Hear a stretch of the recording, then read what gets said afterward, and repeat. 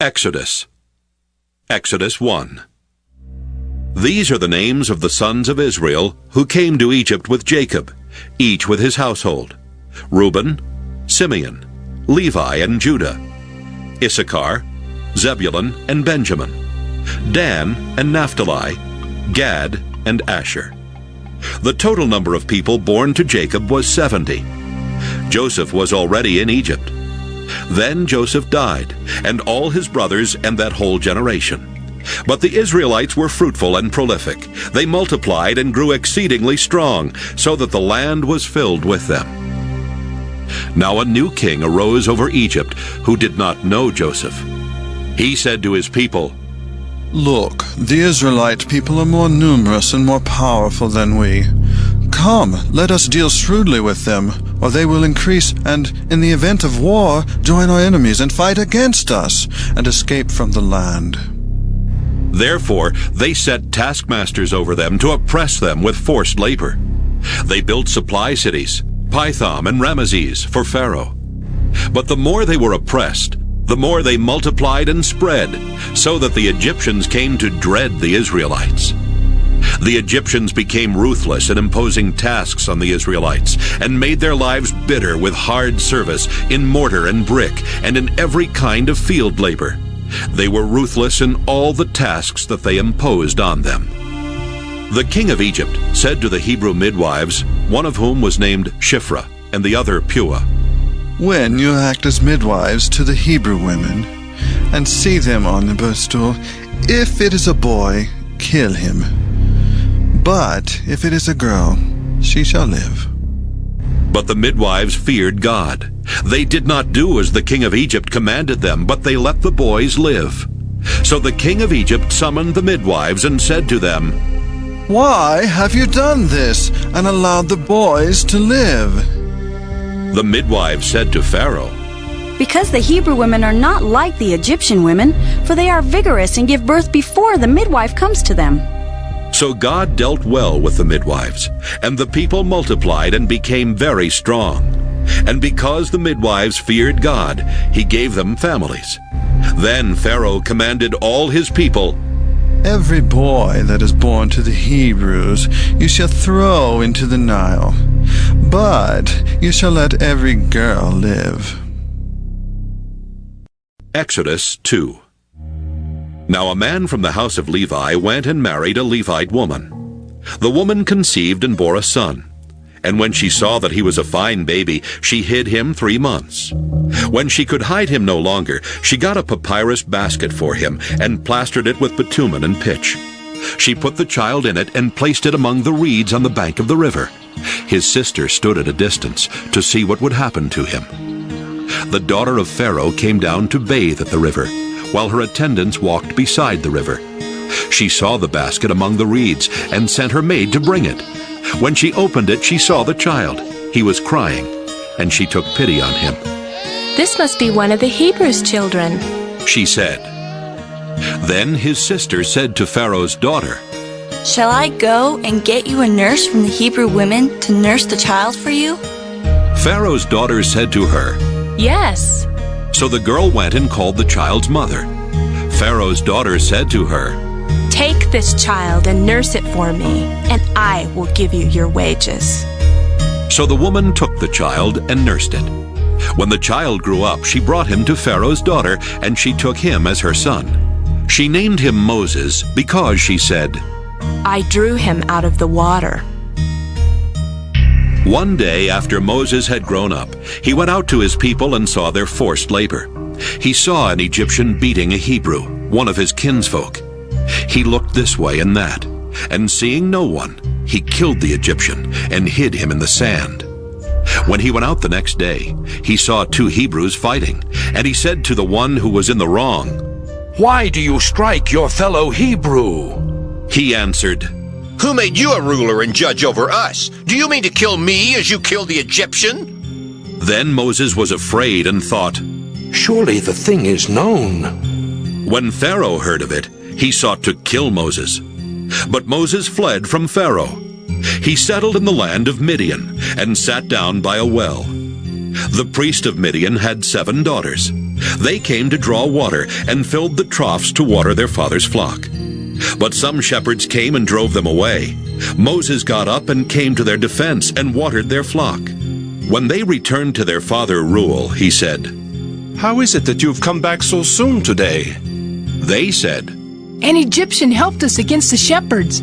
He even drew water for us and watered the flock."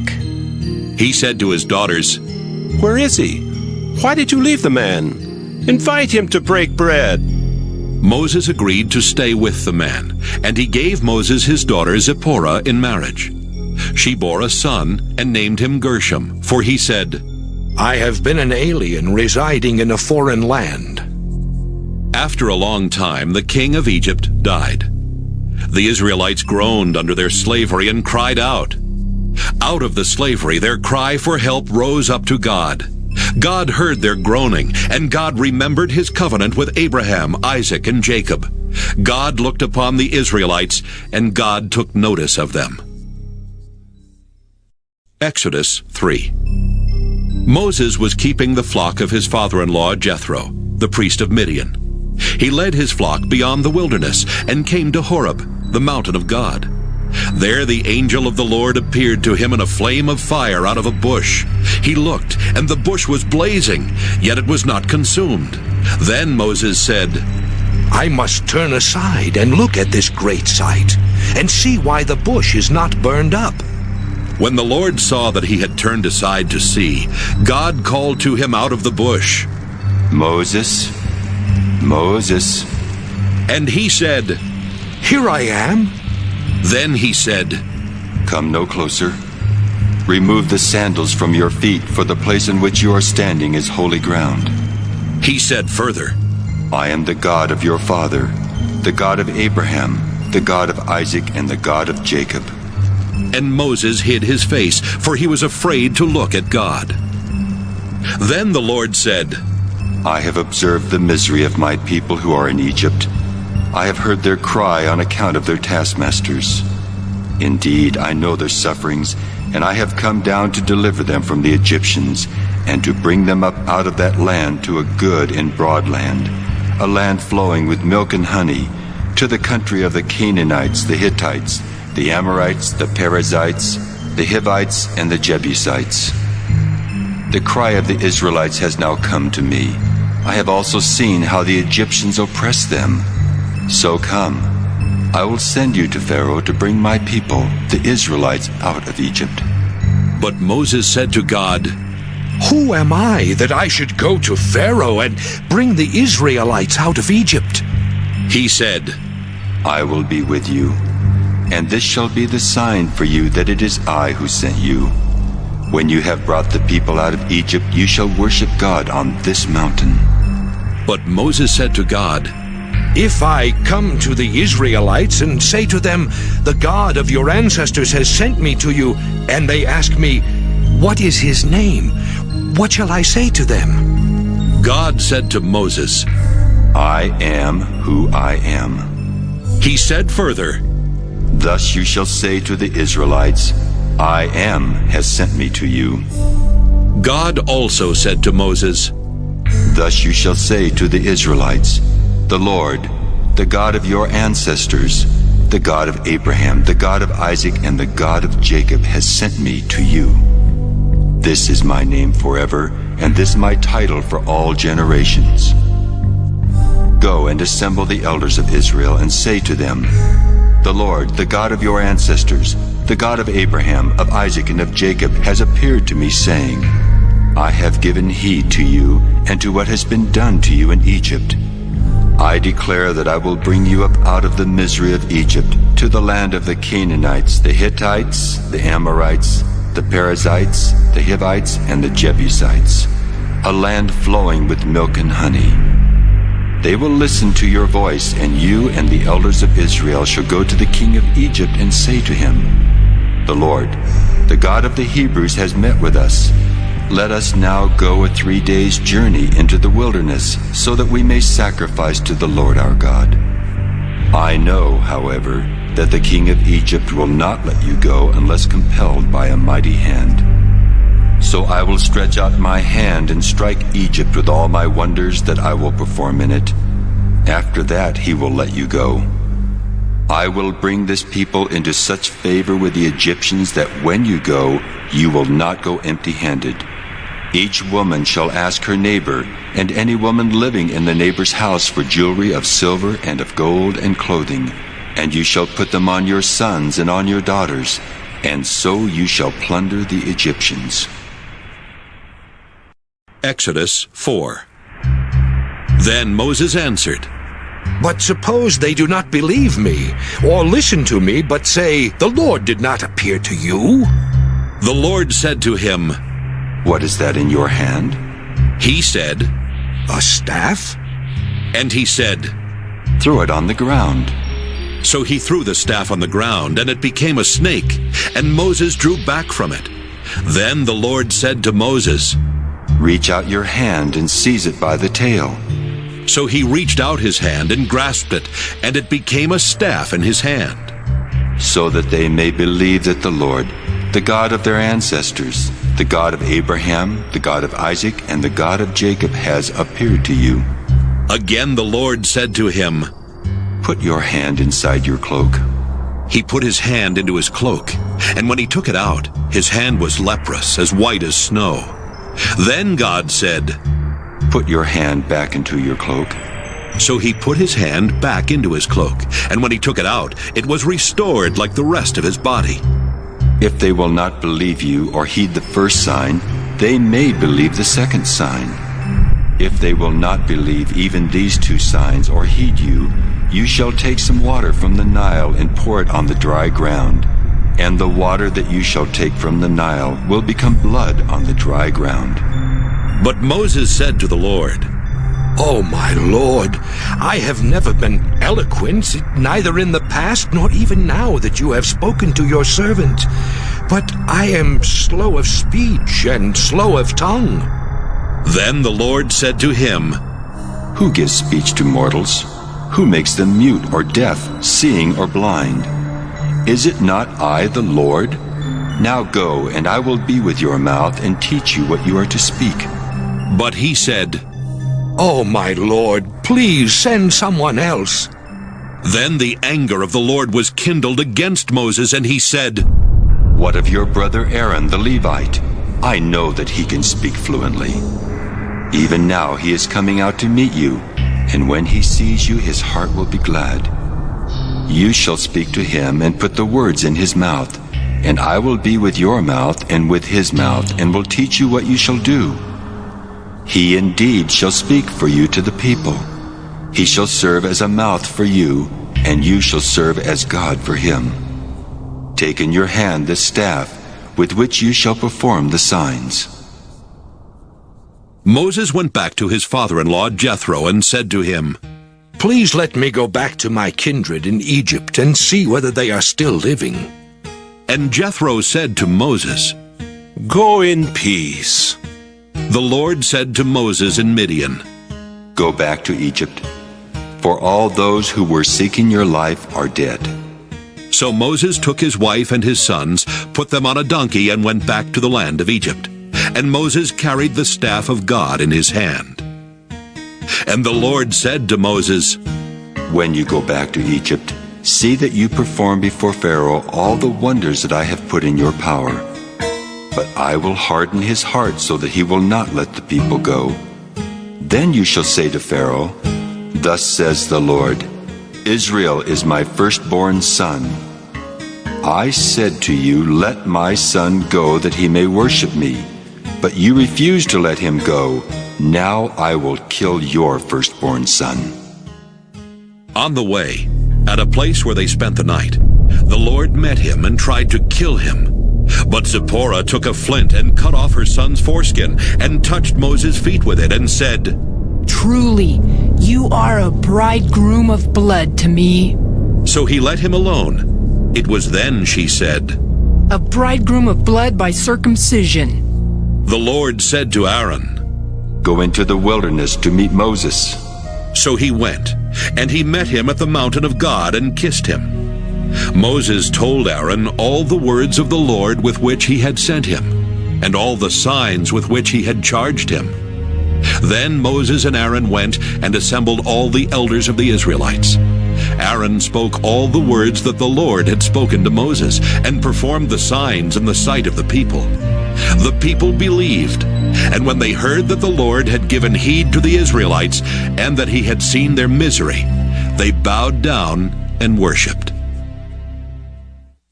Exodus 5. Afterward, Moses and Aaron went to Pharaoh and said, Thus says the Lord, the God of Israel, Let my people go so that they may celebrate a festival to me in the wilderness.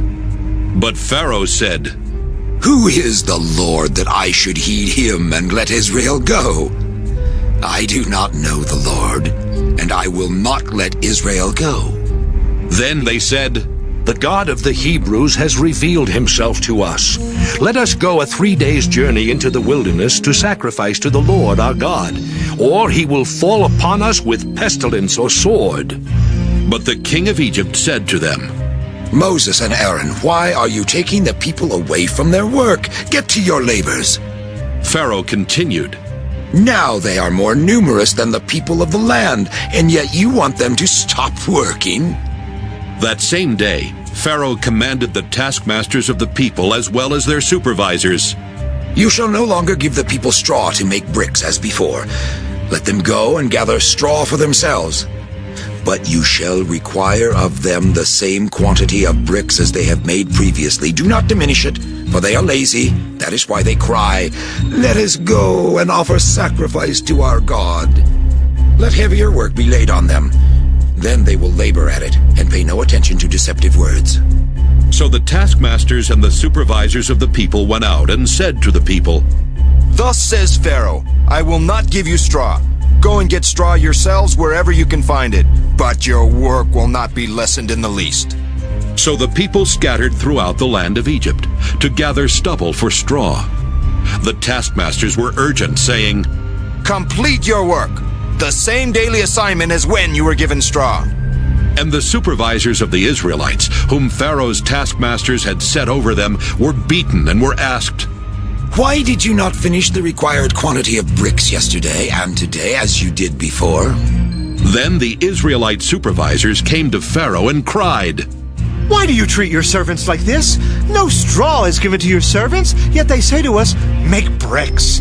Look how your servants are beaten. You are unjust to your own people. He said, You are lazy. Lazy, that is why you say, Let us go and sacrifice to the Lord. Go now and work, for no straw shall be given you, but you shall still deliver the same number of bricks. The Israelite supervisors saw that they were in trouble when they were told, You shall not lessen your daily number of bricks. As they left Pharaoh, they came upon Moses and Aaron, who were waiting to meet them. They said to them, The Lord look upon you and judge. You have brought us into bad odor with Pharaoh and his officials, and have put a sword in their hand to kill us.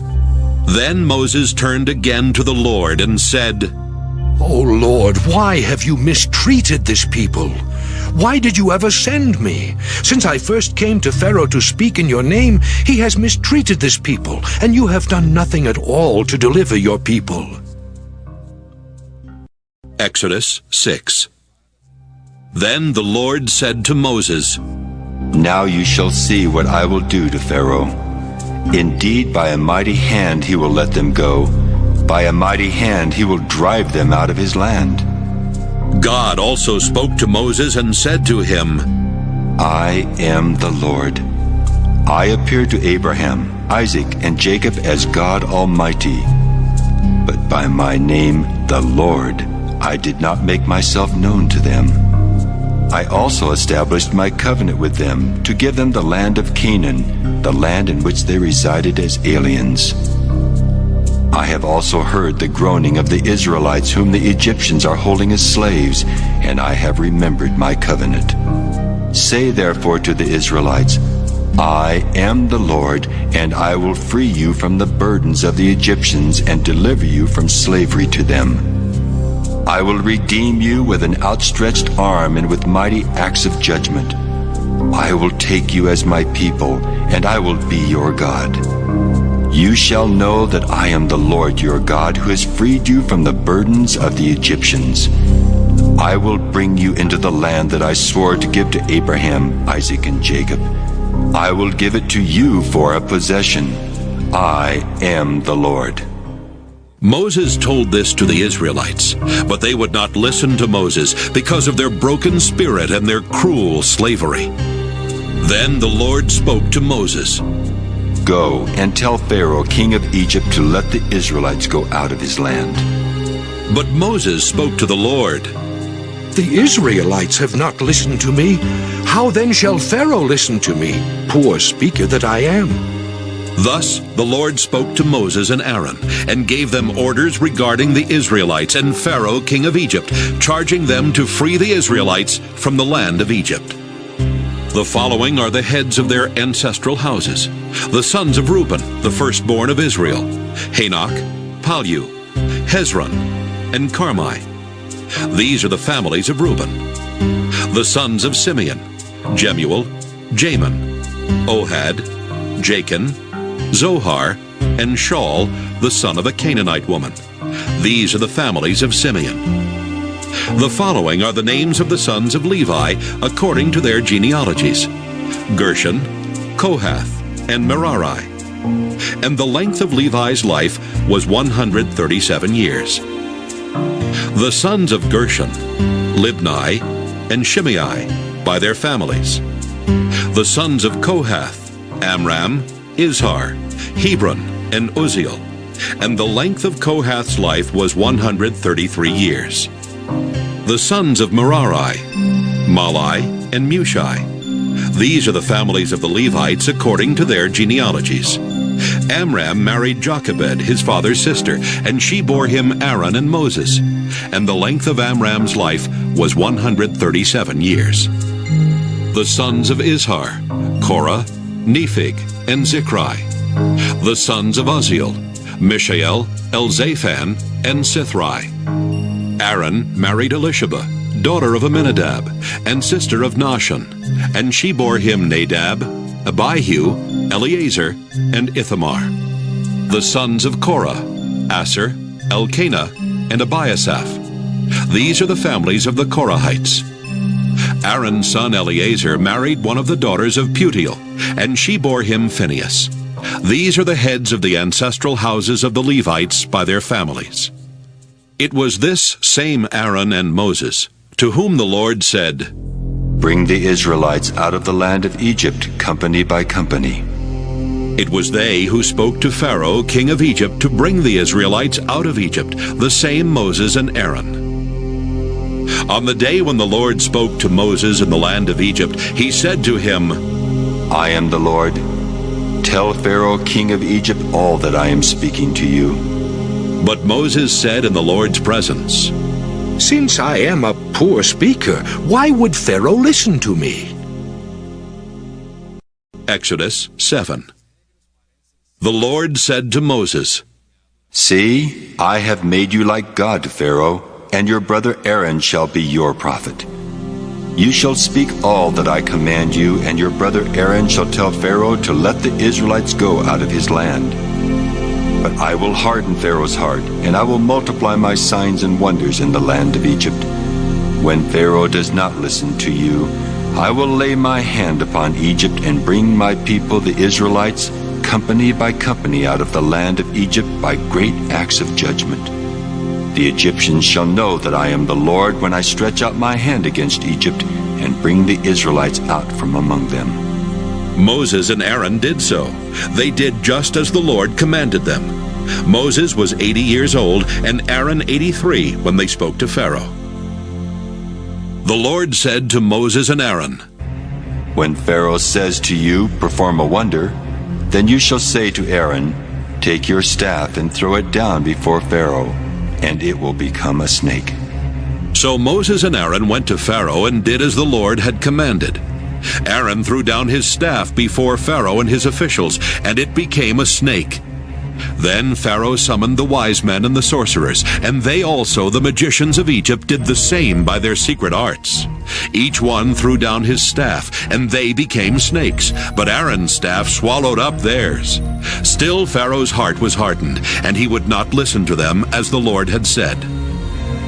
Then the Lord said to Moses, Pharaoh's heart is hardened. He refuses to let the people go. Go to Pharaoh in the morning as he is going out to the water. Stand by at the river bank to meet him, and take in your hand the staff that was turned into a snake. Say to him, The Lord, the God of the Hebrews, sent me to you to say, Let my people go, so that they may worship me in the wilderness. But until now you have not listened. Thus says the Lord, By this you shall know that I am the Lord. See, with the staff that is in my hand I will strike the water that is in the Nile, and it shall be turned to blood. The fish in the river shall die, the river itself shall stink, and the Egyptians shall be unable to drink water from the Nile. The Lord said to Moses, Say to Aaron, Take your staff and stretch out your hand over the waters of Egypt, over its rivers, its canals, and its ponds, and all its pools of water, so that they may become blood.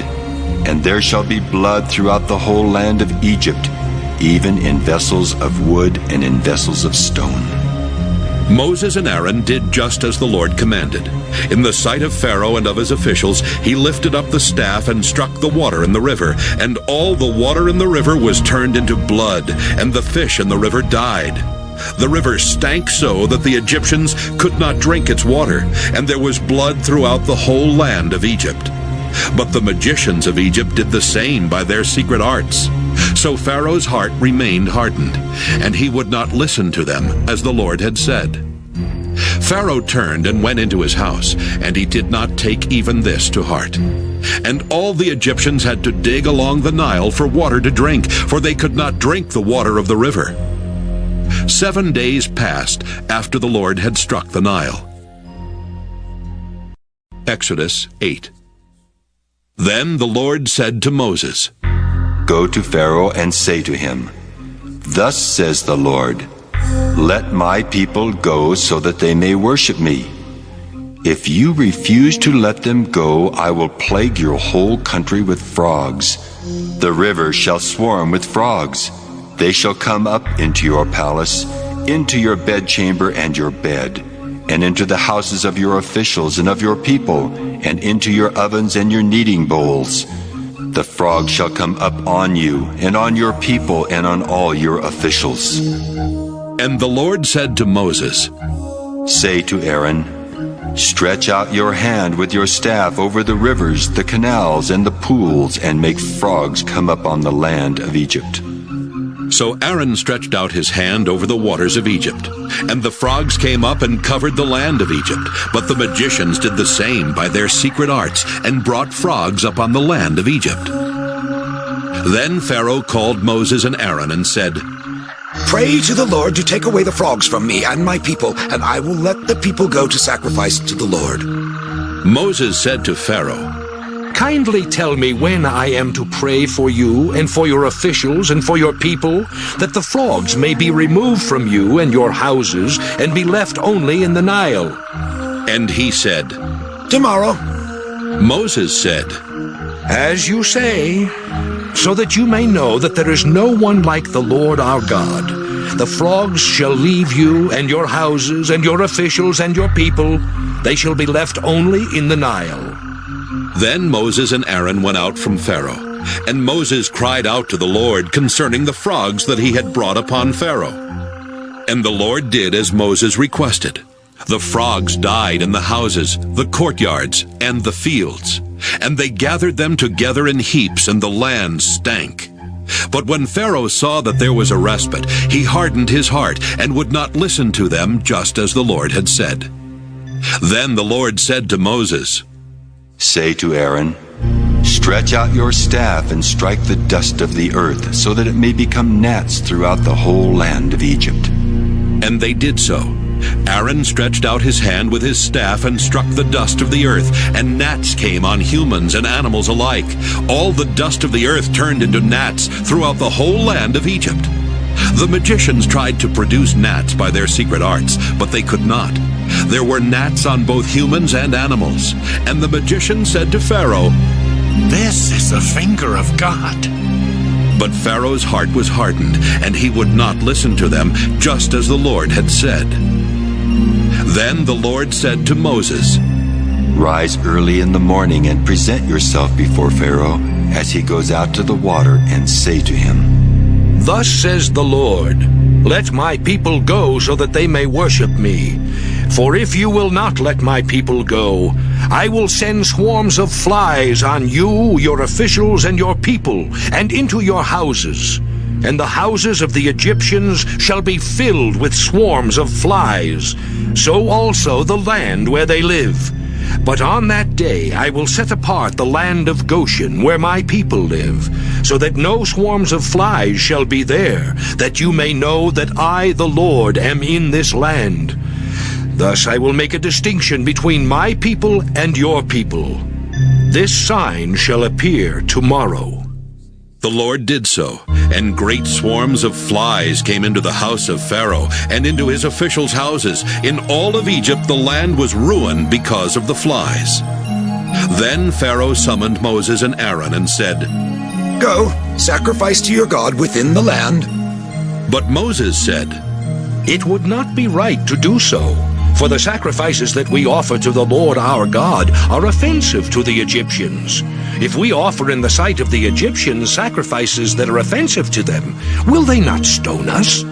We must go a 3 days' journey into the wilderness and sacrifice to the Lord our God as he commands us. So Pharaoh said, I will let you go to sacrifice to the Lord your God in the wilderness, provided you do not go very far away. Pray for me. Then Moses said, As soon as I leave you, I will pray to the Lord that the swarms of flies may depart tomorrow from Pharaoh, from his officials, and from his people. Only do not let Pharaoh again deal falsely by not letting the people go to sacrifice to the Lord. So Moses went out from Pharaoh and prayed to the Lord. And the Lord did as Moses asked. He removed the swarms of flies from Pharaoh, from his officials, and from his people. Not one remained. But Pharaoh hardened his heart this time also, and would not let the people go. Exodus 9. Then the Lord said to Moses, Go to Pharaoh and say to him, Thus says the Lord, the God of the Hebrews, Let my people go so that they may worship me. For if you refuse to let them go and still hold them, the hand of the Lord will strike with a deadly pestilence your livestock in the field, the horses, the donkeys, the camels, the herds, and the flocks. But the Lord will make a distinction between the livestock of Israel and the livestock of Egypt, so that nothing shall die of all that belongs to the Israelites. The Lord set a time, saying, Tomorrow the Lord will do this thing in the land. And on the next day the Lord did so. All the livestock of the Egyptians died, but of the livestock of the Israelites not one died. Pharaoh inquired and found that not one of the livestock of the Israelites was dead. But the heart of Pharaoh was hardened, and he would not let the people go. Then the Lord said to Moses and Aaron, Take handfuls of soot from the kiln, and let Moses throw it in the air in the sight of Pharaoh. It shall become fine dust all over the land of Egypt, and shall cause festering boils on humans and animals throughout the whole land of Egypt. So they took soot from the kiln and stood before Pharaoh, and Moses threw it in the air, and it caused festering boils on humans and animals. The magicians could not stand before Moses because of the boils, for the boils afflicted the magicians as well as all the Egyptians. But the Lord hardened the heart of Pharaoh, and he would not listen to them, just as the Lord had spoken to Moses. Then the Lord said to Moses, Rise early in the morning and present yourself before Pharaoh and say to him, Thus says the Lord, the God of the Hebrews, Let my people go so that they may worship me. For this time I will send all my plagues upon yourself, and upon your officials, and upon your people, so that you may know that there is no one like me in all the earth. For by now I could have stretched out my hand and struck you and your people with pestilence, and you would have been cut off from the earth.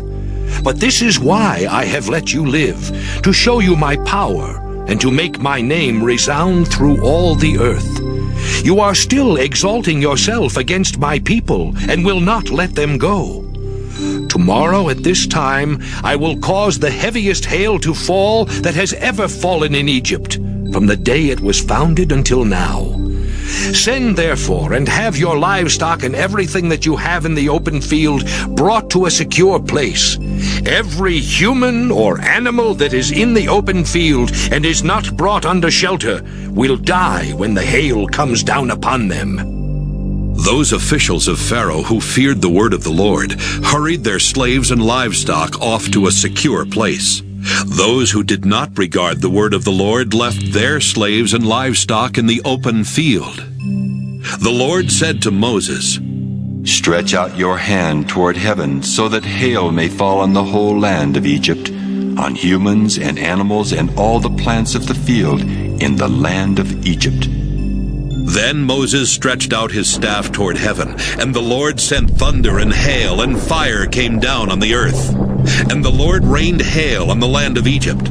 There was hail with fire flashing continually in the midst of it, such heavy hail as had never fallen in all the land of Egypt since it became a nation. The hail struck down everything that was in the open field throughout all the land of Egypt, both human and animal. The hail also struck down all the plants of the field and shattered every tree in the field. Only in the land of Goshen, where the Israelites were, there was no hail. Then Pharaoh summoned Moses and Aaron and said to them, "This time I have sinned. The Lord is in the right, and I and my people are in the wrong. Pray to the Lord. Enough of God's thunder and hail. I will let you go. You need stay no longer." Moses said to him, "As soon as I have gone out of the city, I will stretch out my hands to the Lord. The thunder will cease, and there will be no more hail, so that you may know that the earth is the Lord's. But as for you and your officials, I know that you do not yet fear the Lord God." Now the flax and the barley were ruined, for the barley was in the ear and the flax was in bud. But the wheat and the spelt were not ruined, for they are late in coming up. So Moses left Pharaoh, went out of the city, and stretched out his hands to the Lord.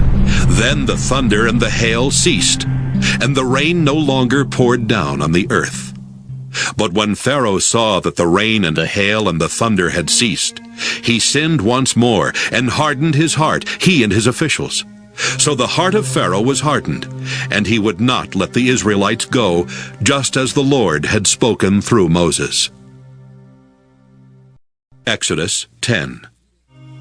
Then the Lord said to Moses, "Go to Pharaoh, for I have hardened his heart and the heart of his officials, in order that I may show these signs of mine among them, and that you may tell your children and grandchildren how I have made fools of the Egyptians, and what signs I have done among them, so that you may know that I am the Lord."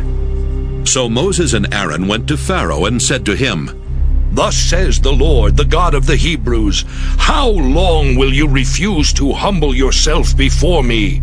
Let my people go so that they may worship me. For if you refuse to let my people go, tomorrow I will bring locusts into your country.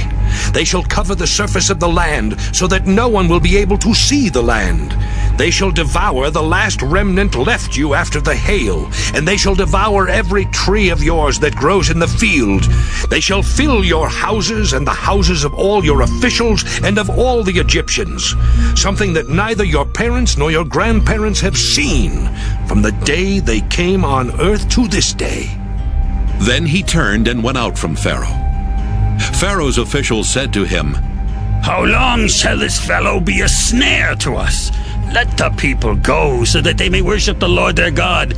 Do you not yet understand that Egypt is ruined?" So Moses and Aaron were brought back to Pharaoh, and he said to them, Go, worship the Lord your God. But which ones are to go? Moses said, We will go with our young and our old. We will go with our sons and daughters and with our flocks and herds, because we have the Lord's festival to celebrate. He said to them, The Lord indeed will be with you if ever I let your little ones go with you. Plainly, you have some evil purpose in mind. No, never. Your men may go and worship the Lord, for that is what you are asking. And they were driven out from Pharaoh's presence. Then the Lord said to Moses, Stretch out your hand over the land of Egypt, so that the locust may come upon it and eat every plant in the land, all that the hail has left. So Moses stretched out his staff over the land of Egypt, and the Lord brought an east wind upon the land all that day and all that night. When morning came, the east wind had brought the locusts.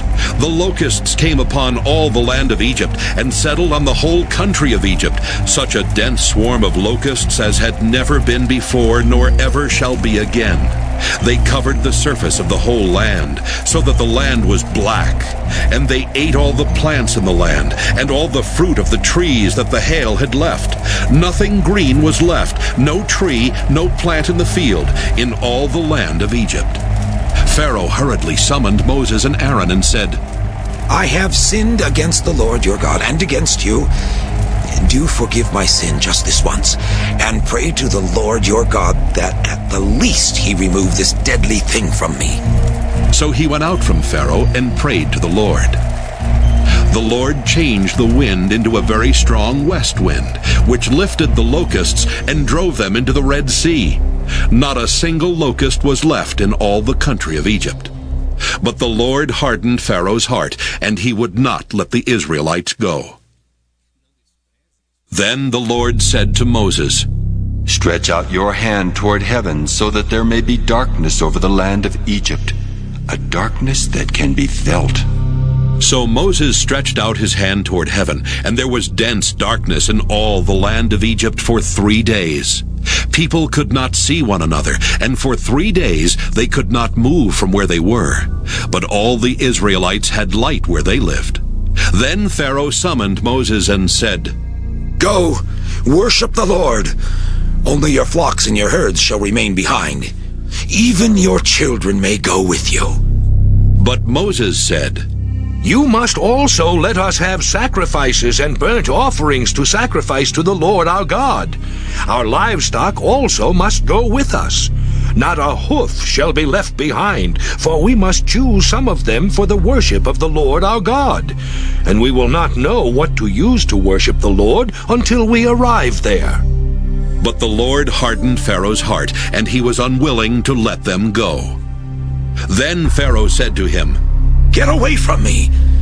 Take care that you do not see my face again, for on the day you see my face you shall die. Moses said, Just as you say, I will never see your face again. Exodus 11. The Lord said to Moses, I will bring one more plague upon Pharaoh and upon Egypt. Afterwards he will let you go from here. Indeed, when he lets you go, he will drive you away. Tell the people that every man is to ask his neighbor, and every woman is to ask her neighbor for objects of silver and gold. The Lord gave the people favor in the sight of the Egyptians.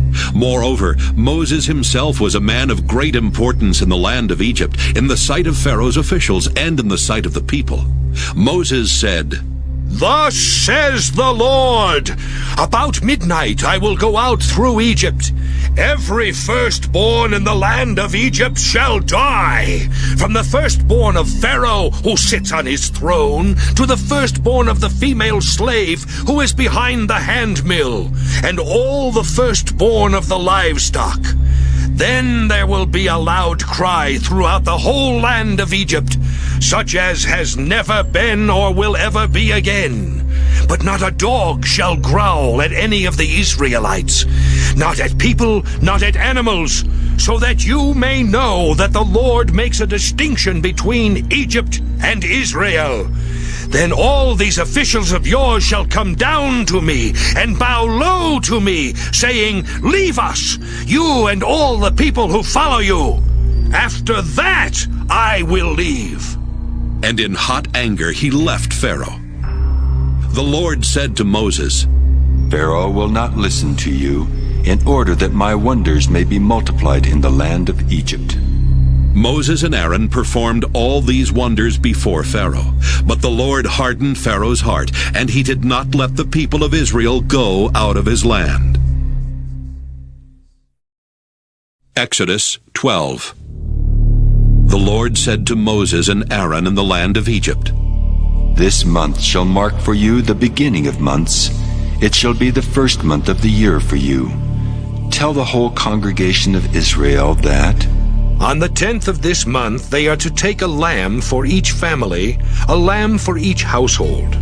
If a household is too small for a whole lamb, it shall join its closest neighbor in obtaining one.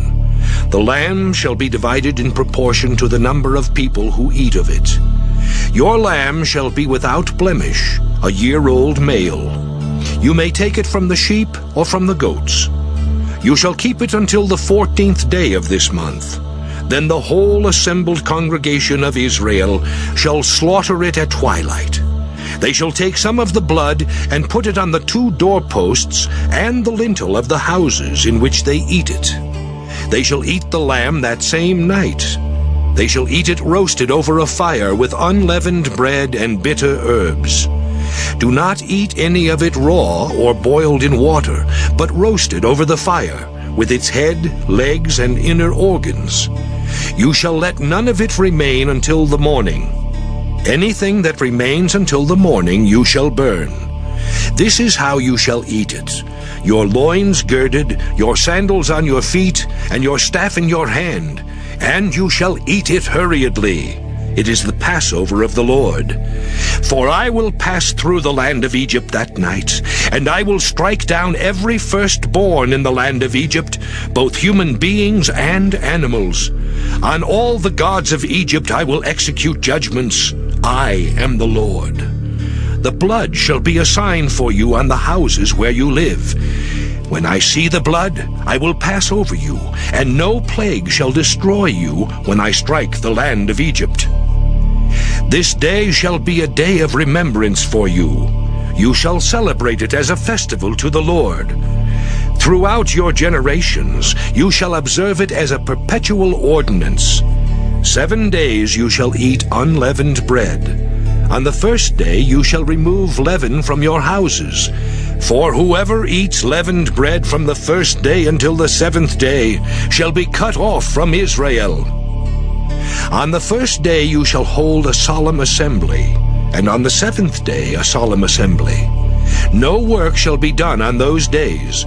Only what everyone must eat, that alone may be prepared by you. You shall observe the festival of unleavened bread, for on this very day I brought your companies out of the land of Egypt. You shall observe this day throughout your generations as a perpetual ordinance. In the first month, from the evening of the 14th day until the evening of the 21st day, you shall eat unleavened bread. For 7 days no leaven shall be found in your houses. For whoever eats what is leavened shall be cut off from the congregation of Israel, whether an alien or a native of the land. You shall eat nothing leavened. In all your settlements you shall eat unleavened bread. Then Moses called all the elders of Israel and said to them, Go, select lambs for your families, and slaughter the Passover lamb. Take a bunch of hyssop, dip it in the blood that is in the basin, and touch the lintel and the 2 doorposts with the blood in the basin. None of you shall go outside the door of your house until morning, for the Lord will pass through to strike down the Egyptians. When he sees the blood on the lintel and on the 2 doorposts, the Lord will pass over that door and will not allow the destroyer to enter your houses to strike you down. You shall observe this rite as a perpetual ordinance for you and your children. When you come to the land that the Lord will give you, as he has promised, you shall keep this observance. And when your children ask you, "What do you mean by this observance?" you shall say, "It is the Passover sacrifice to the Lord. For he passed over the houses of the Israelites in Egypt, when he struck down the Egyptians, but spared our houses." And the people bowed down and worshipped. The Israelites went and did just as the Lord had commanded Moses and Aaron. At midnight, the Lord struck down all the firstborn in the land of Egypt, from the firstborn of Pharaoh who sat on his throne to the firstborn of the prisoner who was in the dungeon, and all the firstborn of the livestock. Pharaoh arose in the night, he and all his officials and all the Egyptians, and there was a loud cry in Egypt, for there was not a house without someone dead. Then he summoned Moses and Aaron in the night and said, "Rise up! Go away from my people, both you and the Israelites. Go! Worship the Lord as you said. Take your flocks and your herds as you said, and be gone. And bring a blessing on me, too." The Egyptians urged the people to hasten their departure from the land, for they said, "We shall all be dead." So the people took their dough before it was leavened, with their kneading bowls wrapped up in their cloaks on their shoulders. The Israelites had done as Moses told them.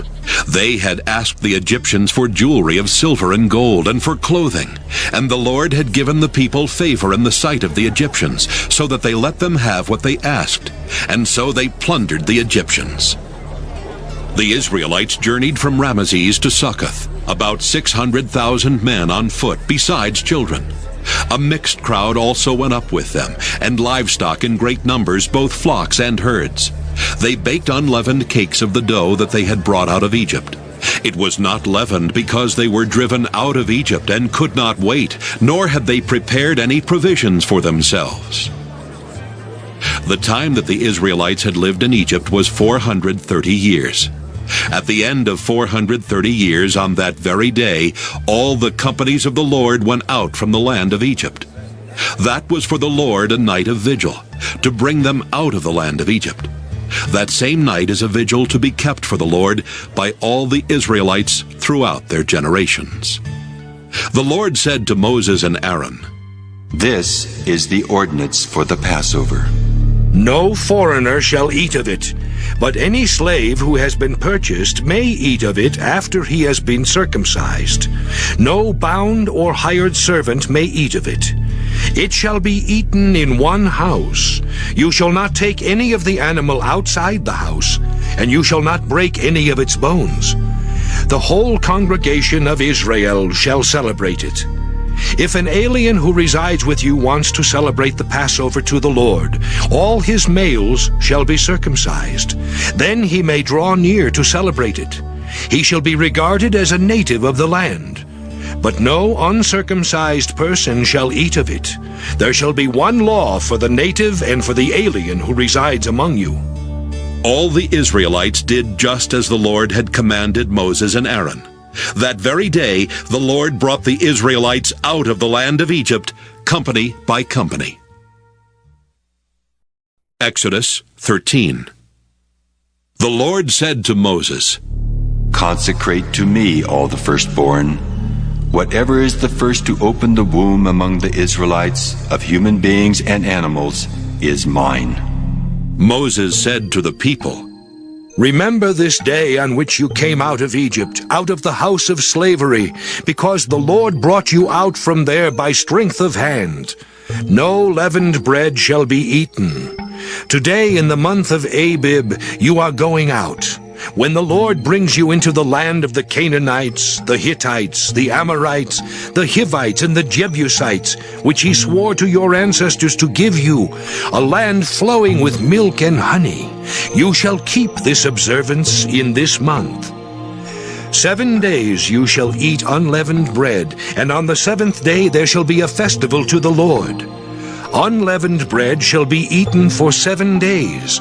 No leavened bread shall be seen in your possession, and no leaven shall be seen among you in all your territory.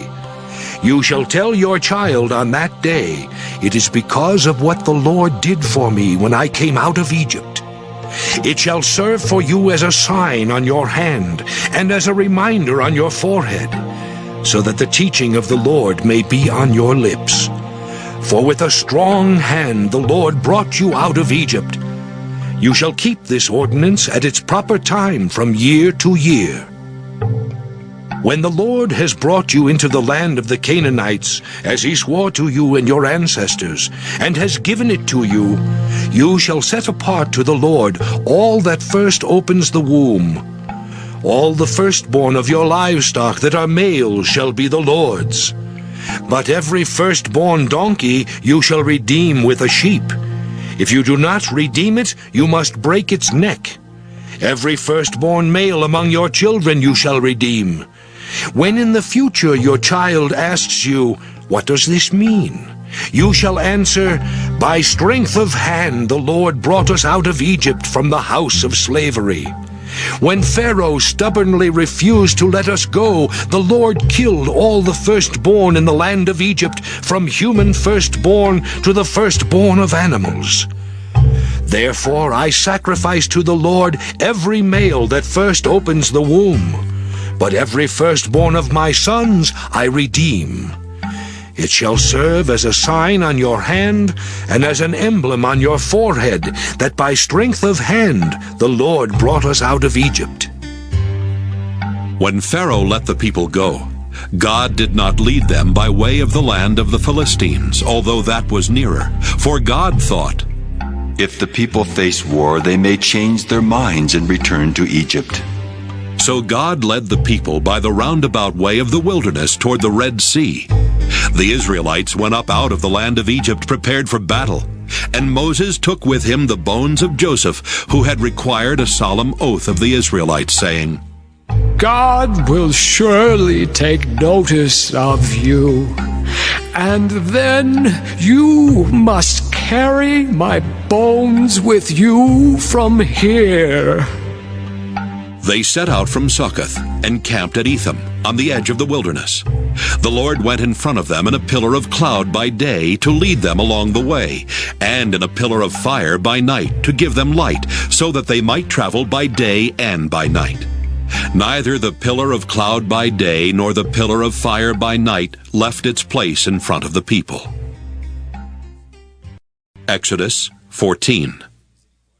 Then the Lord said to Moses, "Tell the Israelites to turn back and camp in front of Pi-hahiroth, between Migdal and the sea in front of Baal-zephon. You shall camp opposite it by the sea. Pharaoh will say of the Israelites, 'They are wandering aimlessly in the land. The wilderness has closed in on them.' I will harden Pharaoh's heart, and he will pursue them, so that I will gain glory for myself over Pharaoh and all his army. And the Egyptians shall know that I am the Lord." And they did so. When the king of Egypt was told that the people had fled, the minds of Pharaoh and his officials were changed toward the people, and they said, "What have we done, letting Israel leave our service?" So he had his chariot made ready and took his army with him. He took 600 picked chariots and all the other chariots of Egypt with officers over all of them. The Lord hardened the heart of Pharaoh, king of Egypt, and he pursued the Israelites, who were going out boldly. The Egyptians pursued them, all Pharaoh's horses and chariots, his chariot drivers and his army. They overtook them camped by the sea, by Pi-hahiroth, in front of Baal-zephon. As Pharaoh drew near, the Israelites looked back, and there were the Egyptians advancing on them. In great fear, the Israelites cried out to the Lord. They said to Moses, "Was it because there were no graves in Egypt that you have taken us away to die in the wilderness? What have you done to us, bringing us out of Egypt? Is this not the very thing we told you in Egypt? Let us alone and let us serve the Egyptians? For it would have been better for us to serve the Egyptians than to die in the wilderness." But Moses said to the people, "Do not be afraid. Stand firm and see the deliverance that the Lord will accomplish for you today. For the Egyptians whom you see today, you shall never see again. The Lord will fight for you, and you have only to keep still." Then the Lord said to Moses, "Why do you cry out to me? Tell the Israelites to go forward." But you lift up your staff and stretch out your hand over the sea and divide it, that the Israelites may go into the sea on dry ground. Then I will harden the hearts of the Egyptians so that they will go in after them. And so I will gain glory for myself over Pharaoh and all his army, his chariots, and his chariot drivers. And the Egyptians shall know that I am the Lord when I have gained glory for myself over Pharaoh, his chariots, and his chariot drivers. The angel of God, who was going before the Israelite army, moved and went behind them. And the pillar of cloud moved in front of them and took its place behind them. It came between the army of Egypt and the army of Israel. And so the cloud was there with the darkness, and it lit up the night. One did not come near the other all night. Then Moses stretched out his hand over the sea. The Lord drove the sea back by a strong east wind all night, and turned the sea into dry land, and the waters were divided. The Israelites went into the sea on dry ground, the waters forming a wall for them on their right and on their left. The Egyptians pursued and went into the sea after them, all of Pharaoh's horses, chariots, and chariot drivers. At the morning watch, the Lord in the pillar of fire and cloud looked down upon the Egyptian army and threw the Egyptian army into panic. He clogged their chariot wheels so that they turned with difficulty. The Egyptians said, "Let us flee from the Israelites, for the Lord is fighting for them against Egypt." Then the Lord said to Moses, "Stretch out your hand over the sea so that the water may come back upon the Egyptians, upon their chariots and chariot drivers." So Moses stretched out his hand over the sea, and at dawn the sea returned to its normal depth. As the Egyptians fled before it, the Lord tossed the Egyptians into the sea. The waters returned and covered the chariots and the chariot drivers, the entire army of Pharaoh that had followed them into the sea. Not one of them remained. But the Israelites walked on dry ground through the sea, the waters forming a wall for them on their right and on their left. Thus the Lord saved Israel that day from the Egyptians. And Israel saw the Egyptians dead on the seashore. Israel saw the great work that the Lord did against the Egyptians. So the people feared the Lord and believed in the Lord and in his servant Moses. Exodus 15. Then Moses and the Israelites sang this song to the Lord. I will sing to the Lord, for he has triumphed gloriously. Horse and rider he has thrown into the sea. The Lord is my strength and my might, and he has become my salvation. This is my God, and I will praise him, my father's God, and I will exalt him. The Lord is a warrior, the Lord is his name. Pharaoh's chariots and his army he cast into the sea. His picked officers were sunk in the Red Sea. The floods covered them. They went down into the depths like a stone. Your right hand, O Lord, glorious in power. Your right hand, O Lord, shattered the enemy. In the greatness of your majesty, you overthrew your adversaries. You sent out your fury, it consumed them like stubble.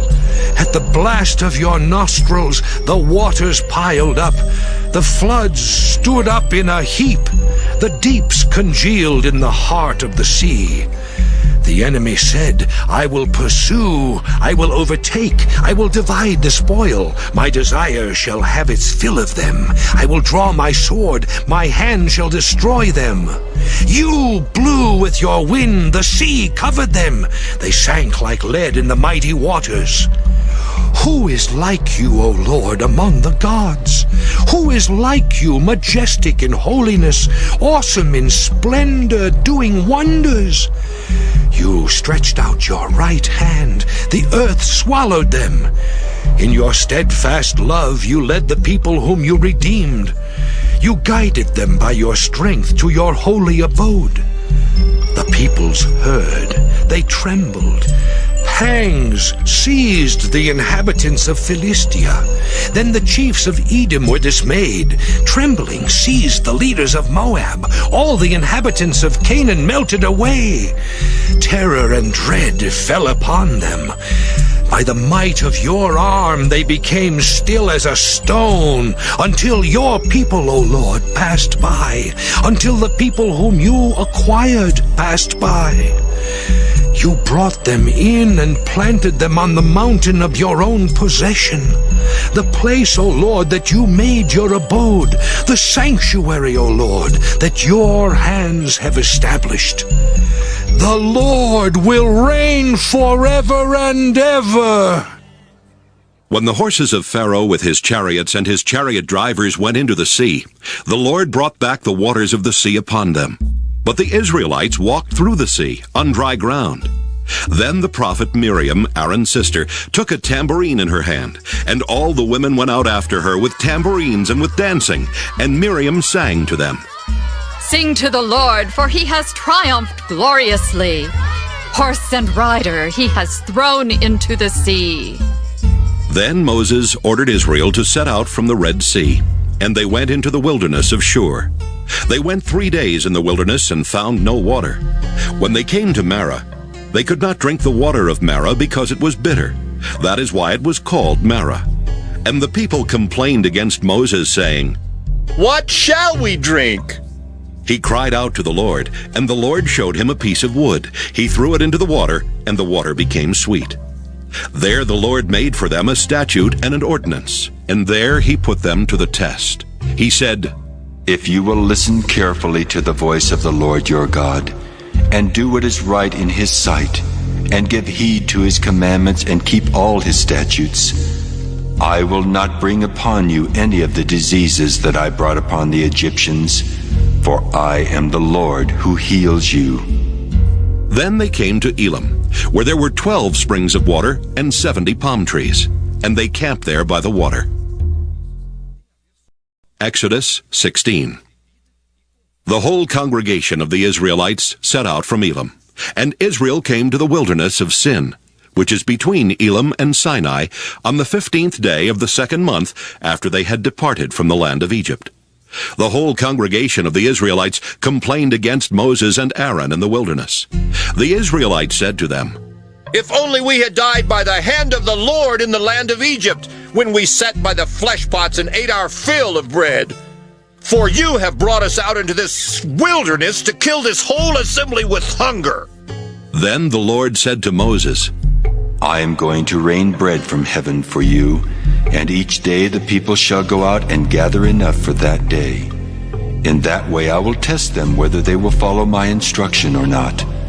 On the 6th day, when they prepare what they bring in, it will be twice as much as they gather on other days. So Moses and Aaron said to all the Israelites, In the evening you shall know that it was the Lord who brought you out of the land of Egypt. And in the morning you shall see the glory of the Lord, because he has heard your complaining against the Lord. For what are we that you complain against us? And Moses said, When the Lord gives you meat to eat in the evening, and your fill of bread in the morning, because the Lord has heard the complaining that you utter against him, what are we? Your complaining is not against us, but against the Lord. Then Moses said to Aaron, Say to the whole congregation of the Israelites, Draw near to the Lord, for he has heard your complaining. And as Aaron spoke to the whole congregation of the Israelites, they looked toward the wilderness, and the glory of the Lord appeared in the cloud. The Lord spoke to Moses and said, I have heard the complaining of the Israelites. Say to them, At twilight you shall eat meat, and in the morning you shall have your fill of bread. Then you shall know that I am the Lord your God. In the evening, quails came up and covered the camp, and in the morning there was a layer of dew around the camp. When the layer of dew lifted, there on the surface of the wilderness was a fine flaky substance, as fine as frost on the ground. When the Israelites saw it, they said to one another, What is it? For they did not know what it was. Moses said to them, It is the bread that the Lord has given you to eat. This is what the Lord has commanded. Gather as much of it as each of you needs, an omer to a person according to the number of persons, all providing for those in their own tents. The Israelites did so, some gathering more, some less. But when they measured it with an omer, those who gathered much had nothing over, and those who gathered little had no shortage. They gathered as much as each of them needed. And Moses said to them, "Let no one leave any of it over until morning." But they did not listen to Moses. Some left part of it until morning, and it bred worms and became foul. And Moses was angry with them. Morning by morning they gathered it as much as each needed, but when the sun grew hot, it melted. On the 6th day they gathered twice as much food, 2 omers apiece.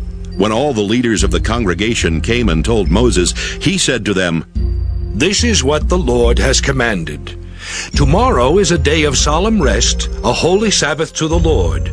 Bake what you want to bake and boil what you want to boil, and all that is left over put aside to be kept until morning." So they put it aside until morning, as Moses commanded them, and it did not become foul, and there were no worms in it. Moses said, "Eat it today, for today is a Sabbath to the Lord.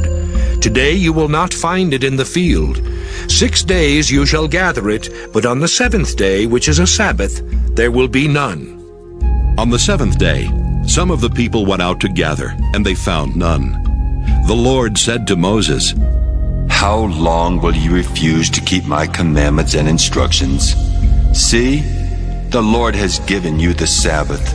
Therefore on the 6th day he gives you food for 2 days. Each of you stay where you are. Do not leave your place on the 7th day. So the people rested on the 7th day. The house of Israel called it manna. It was like coriander seed, white, and the taste of it was like wafers made with honey. Moses said, "This is what the Lord has commanded. Let an omer of it be kept throughout your generations, in order that they may see the food with which I fed you in the wilderness when I brought you out of the land of Egypt." And Moses said to Aaron, "Take a jar and put an omer of manna in it, and place it before the Lord to be kept throughout your generations." As the Lord commanded Moses, so Aaron placed it before the covenant for safekeeping. The Israelites ate manna 40 years, until they came to a habitable land. They ate manna until they came to the border of the land of Canaan. An omer is 1/10 of an ephah. Exodus 17. From the wilderness of Sin, the whole congregation of the Israelites journeyed by stages as the Lord commanded. They camped at Rephidim, but there was no water for the people to drink. The people quarreled with Moses and said, "Give us water to drink." Moses said to them, "Why do you quarrel with me? Why do you test the Lord?" But the people thirsted there for water, and the people complained against Moses and said, "Why did you bring us out of Egypt, to kill us and our children and livestock with thirst?" So Moses cried out to the Lord, "What shall I do with this people? They are almost ready to stone me." The Lord said to Moses, Go on ahead of the people, and take some of the elders of Israel with you. Take in your hand the staff with which you struck the Nile, and go. I will be standing there in front of you on the rock at Horeb. Strike the rock, and water will come out of it, so that the people may drink." Moses did so in the sight of the elders of Israel. He called the place Massah and Meribah, because the Israelites quarreled and tested the Lord, saying, "Is the Lord among us or not?" Then Amalek came and fought with Israel at Rephidim. Moses said to Joshua, "Choose some men for us and go out, fight with Amalek. Tomorrow I will stand on the top of the hill with the staff of God in my hand." So Joshua did as Moses told him, and fought with Amalek, while Moses, Aaron, and Hur went up to the top of the hill. Whenever Moses held up his hand, Israel prevailed, and whenever he lowered his hand, Amalek prevailed. But Moses' hands grew weary, so they took a stone and put it under him, and he sat on it. Aaron and Hur held up his hands, one on one side and the other on the other side, so his hands were steady until the sun set. And Joshua defeated Amalek and his people with the sword. Then the Lord said to Moses, Write this as a reminder in a book and recite it in the hearing of Joshua. I will utterly blot out the remembrance of Amalek from under heaven. And Moses built an altar and called it, "The Lord is my banner." He said, "A hand upon the banner of the Lord. The Lord will have war with Amalek from generation to generation." Exodus 18.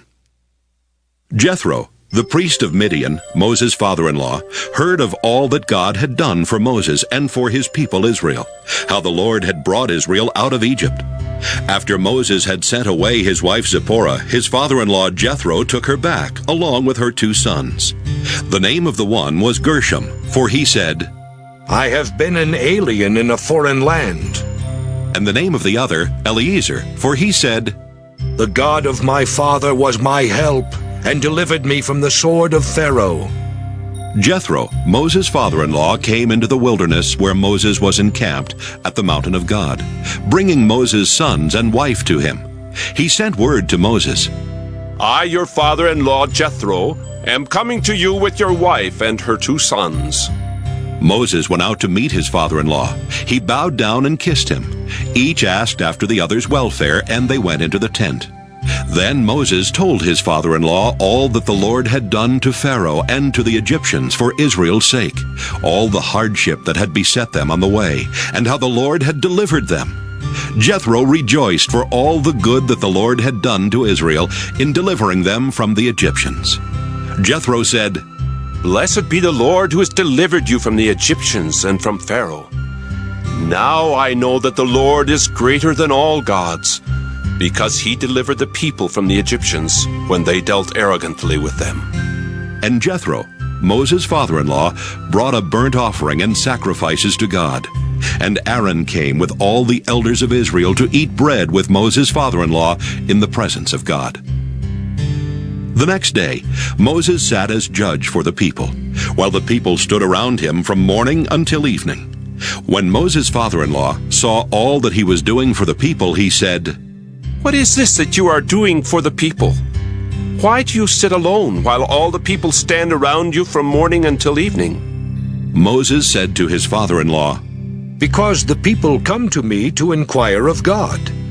When they have a dispute, they come to me, and I decide between one person and another, and I make known to them the statutes and instructions of God." Moses' father-in-law said to him, "What you are doing is not good. You will surely wear yourself out, both you and these people with you, for the task is too heavy for you. You cannot do it alone. Now listen to me. I'll give you counsel, and God be with you. You should represent the people before God, and you should bring their cases before God. Teach them the statutes and instructions, and make known to them the way they are to go and the things they are to do. You should also look for able men among all the people, men who fear God, are trustworthy, and hate dishonest gain. Set such men over them as officers over thousands, hundreds, 50s, and 10s. Let them sit as judges for the people at all times. Let them bring every important case to you, but decide every minor case themselves. So it will be easier for you, and they will bear the burden with you. If you do this, and God so commands you, then you will be able to endure, and all these people will go to their home in peace." So Moses listened to his father-in-law and did all that he had said. Moses chose able men from all Israel and appointed them as heads over the people, as officers over thousands, hundreds, 50s, and 10s. And they judged the people at all times. Hard cases they brought to Moses, but any minor case they decided themselves. Then Moses let his father-in-law depart, and he went off to his own country. Exodus 19. On the 3rd new moon after the Israelites had gone out of the land of Egypt, on that very day, they came into the wilderness of Sinai. They had journeyed from Rephidim, entered the wilderness of Sinai, and camped in the wilderness. Israel camped there in front of the mountain. Then Moses went up to God. The Lord called to him from the mountain, saying, "Thus you shall say to the house of Jacob, and tell the Israelites, You have seen what I did to the Egyptians, and how I bore you on eagle's wings and brought you to myself. Now therefore, if you obey my voice and keep my covenant, you shall be my treasured possession out of all the peoples. Indeed, the whole earth is mine, but you shall be for me a priestly kingdom and a holy nation. These are the words that you shall speak to the Israelites. So Moses came, summoned the elders of the people, and set before them all these words that the Lord had commanded him. The people all answered as one. Everything that the Lord has spoken we will do. Moses reported the words of the people to the Lord. Then the Lord said to Moses, I am going to come to you in a dense cloud, in order that the people may hear when I speak with you, and so trust you ever after. When Moses had told the words of the people to the Lord said to Moses, Go to the people and consecrate them today and tomorrow. Have them wash their clothes and prepare for the third day, because on the third day the Lord will come down upon Mount Sinai in the sight of all the people. You shall set limits for the people all around, saying, Be careful not to go up the mountain or to touch the edge of it. Any who touch the mountain shall be put to death. No hand shall touch them, but they shall be stoned or shot with arrows, whether animal or human being, they shall not live. When the trumpet sounds a long blast, they may go up on the mountain. So Moses went down from the mountain to the people. He consecrated the people, and they washed their clothes. And he said to the people, Prepare for the third day. Do not go near a woman. On the morning of the third day, there was thunder and lightning, as well as a thick cloud on the mountain, and a blast of a trumpet so loud that all the people who were in the camp trembled. Moses brought the people out of the camp to meet God. They took their stand at the foot of the mountain. Now Mount Sinai was wrapped in smoke, because the Lord had descended upon it in fire. The smoke went up like the smoke of a kiln, while the whole mountain shook violently. As the blast of the trumpet grew louder and louder, Moses would speak, and God would answer him in thunder. When the Lord descended upon Mount Sinai to the top of the mountain, the Lord summoned Moses to the top of the mountain, and Moses went up. Then the Lord said to Moses, Go down and warn the people not to break through to the Lord to look. Otherwise many of them will perish. Even the priests who approach the Lord must consecrate themselves, or the Lord will break out against them. Moses said to the Lord, The people are not permitted to come up to Mount Sinai. For you yourself warned us, saying, Set limits around the mountain and keep it holy. The Lord said to him, Go down and come up bringing Aaron with you. But do not let either the priests or the people break through to come up to the Lord. Otherwise he will break out against them. So Moses went down to the people and told them. Exodus 20. Then God spoke all these words. I am the Lord your God who brought you out of the land of Egypt, out of the house of slavery. You shall have no other gods before me. You shall not make for yourself an idol, whether in the form of anything that is in heaven above, or that is on the earth beneath, or that is in the water under the earth. You shall not bow down to them or worship them, for I, the Lord your God, am a jealous God, punishing children for the iniquity of parents to the third and the fourth generation of those who reject me, but showing steadfast love to the 1,000th generation of those who love me and keep my commandments.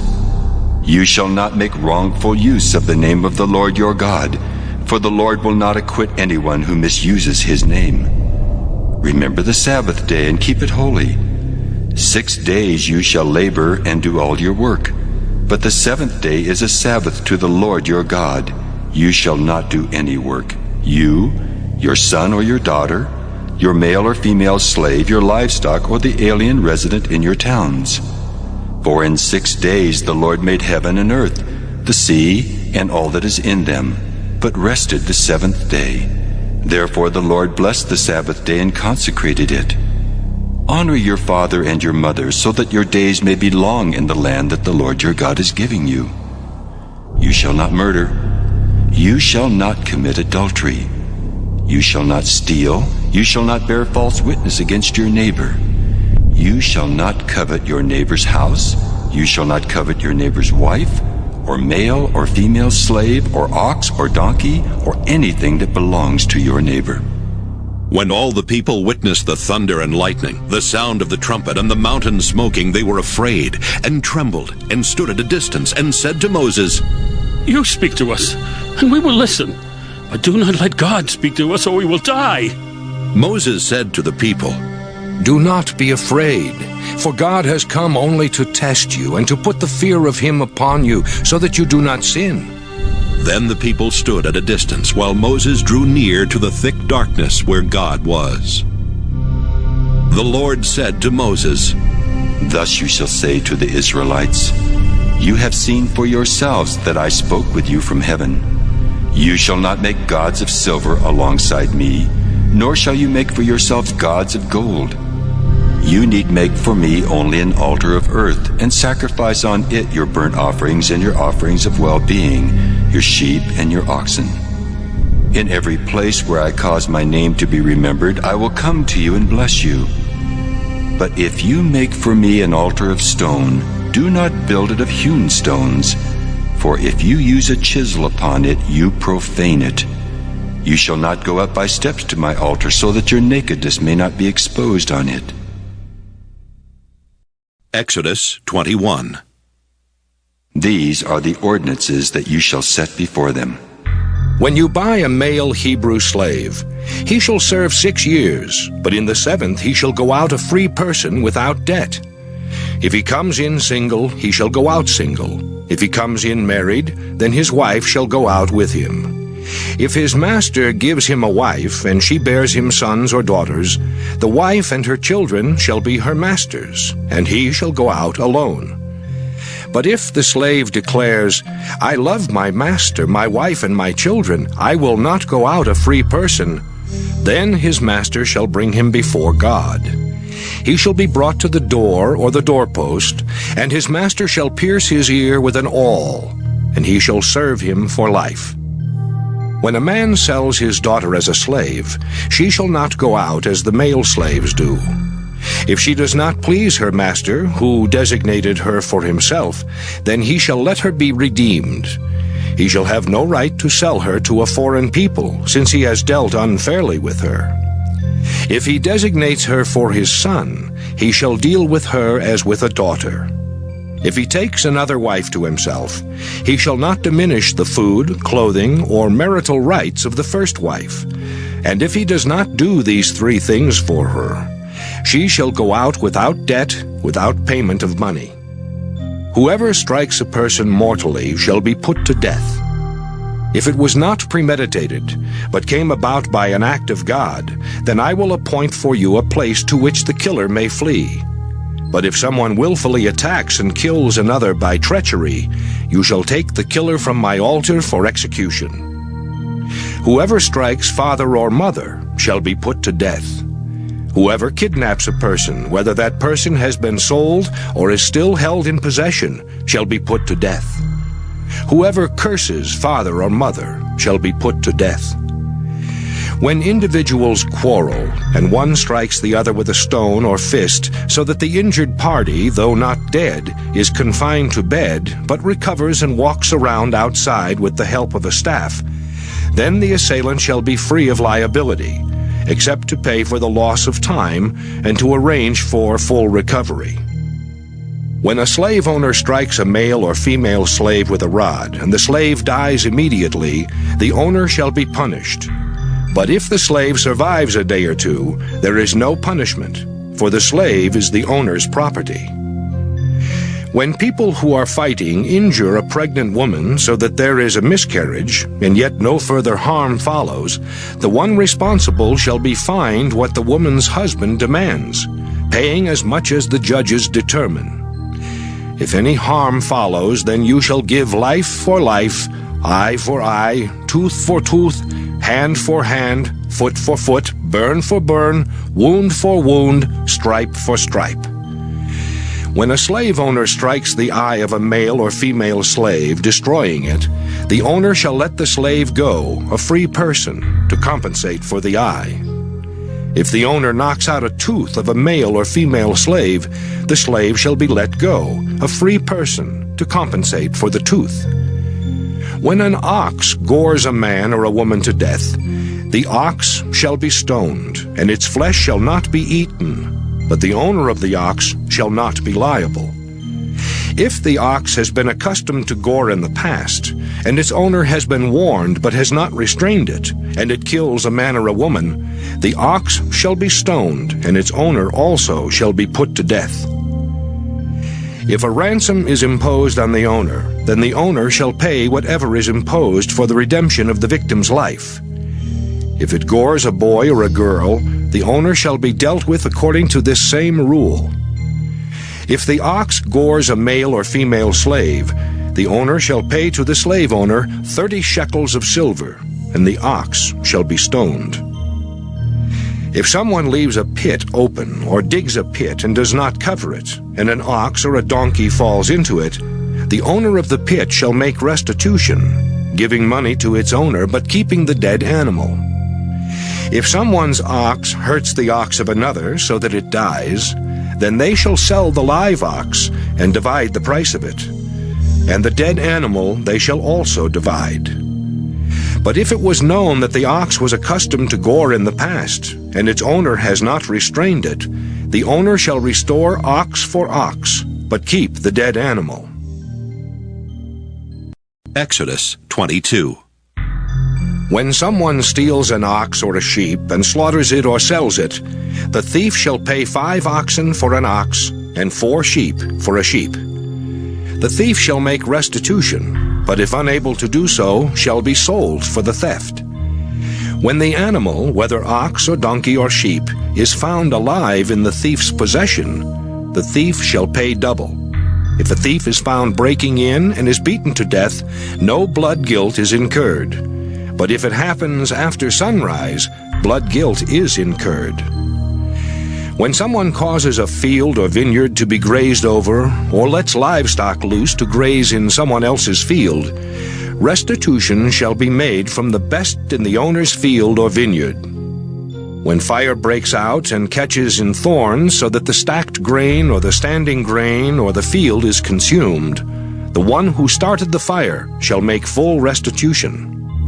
When someone delivers to a neighbor money or goods for safekeeping, and they are stolen from the neighbor's house, then the thief, if caught, shall pay double.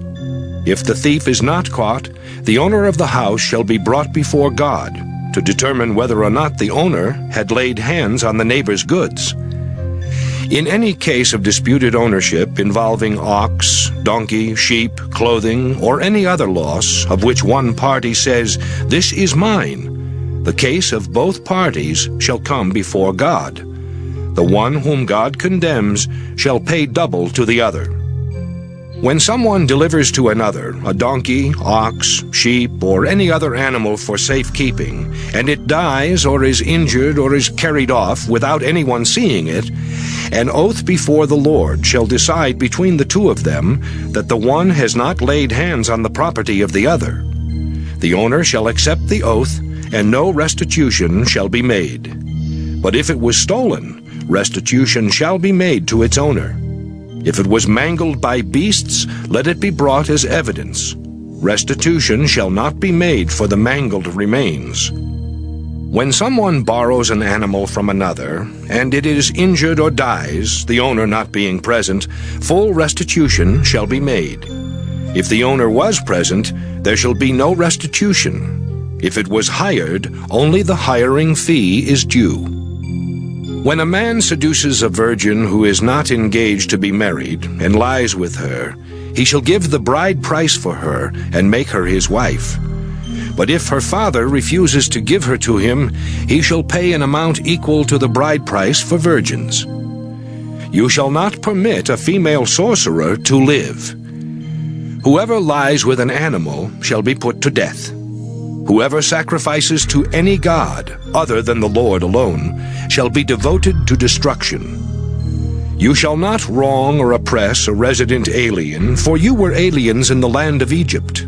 You shall not abuse any widow or orphan. If you do abuse them, when they cry out to me, I will surely heed their cry. My wrath will burn, and I will kill you with the sword, and your wives shall become widows, and your children orphans.